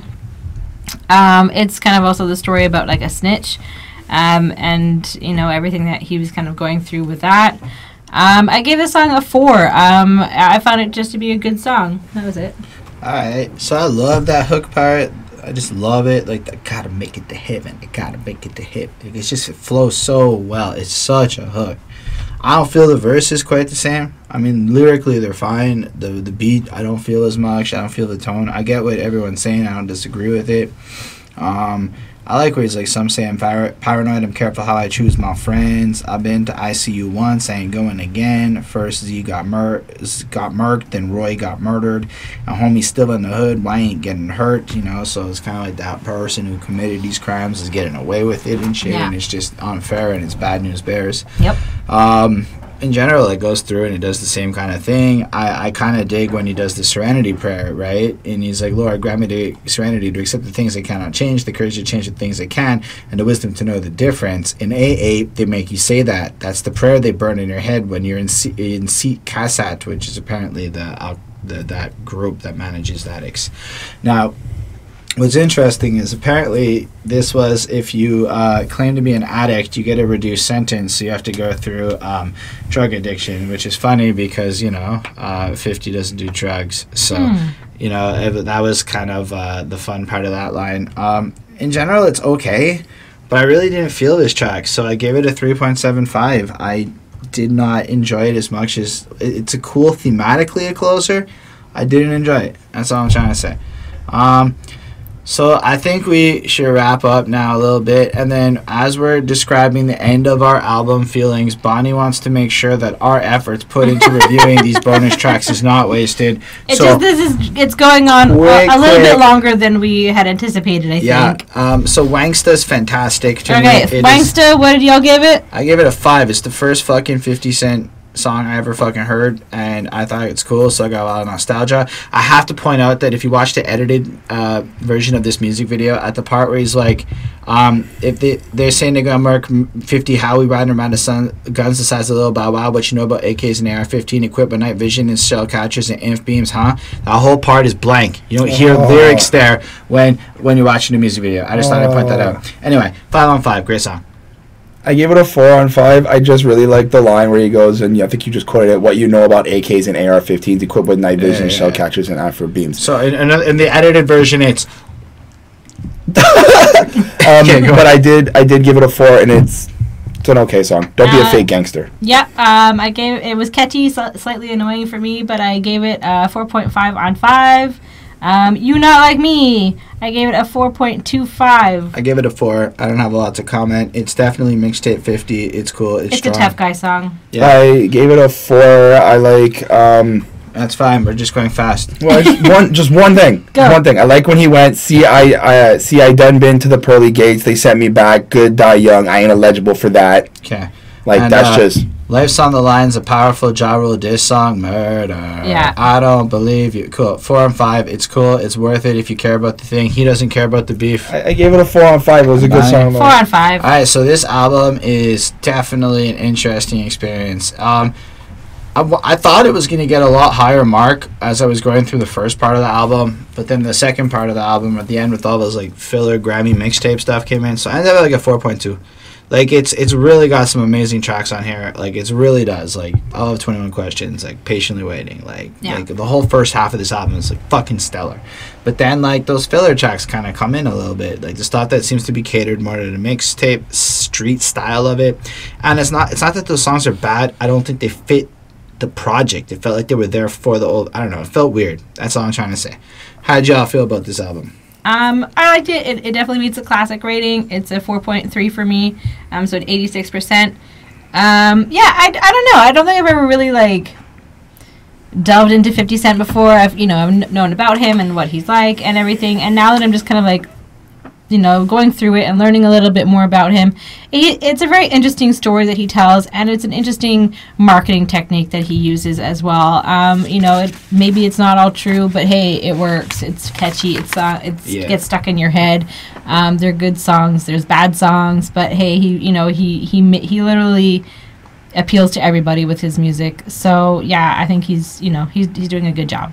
I gave the album a 4 on 5. I think that there's something here for everybody in some way.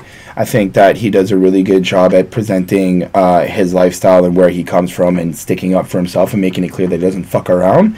And I'm learning to see what's going to happen next, if I'm going to see him pop up on social media again or drop another thing soon in 2018. For sure. I mean, okay.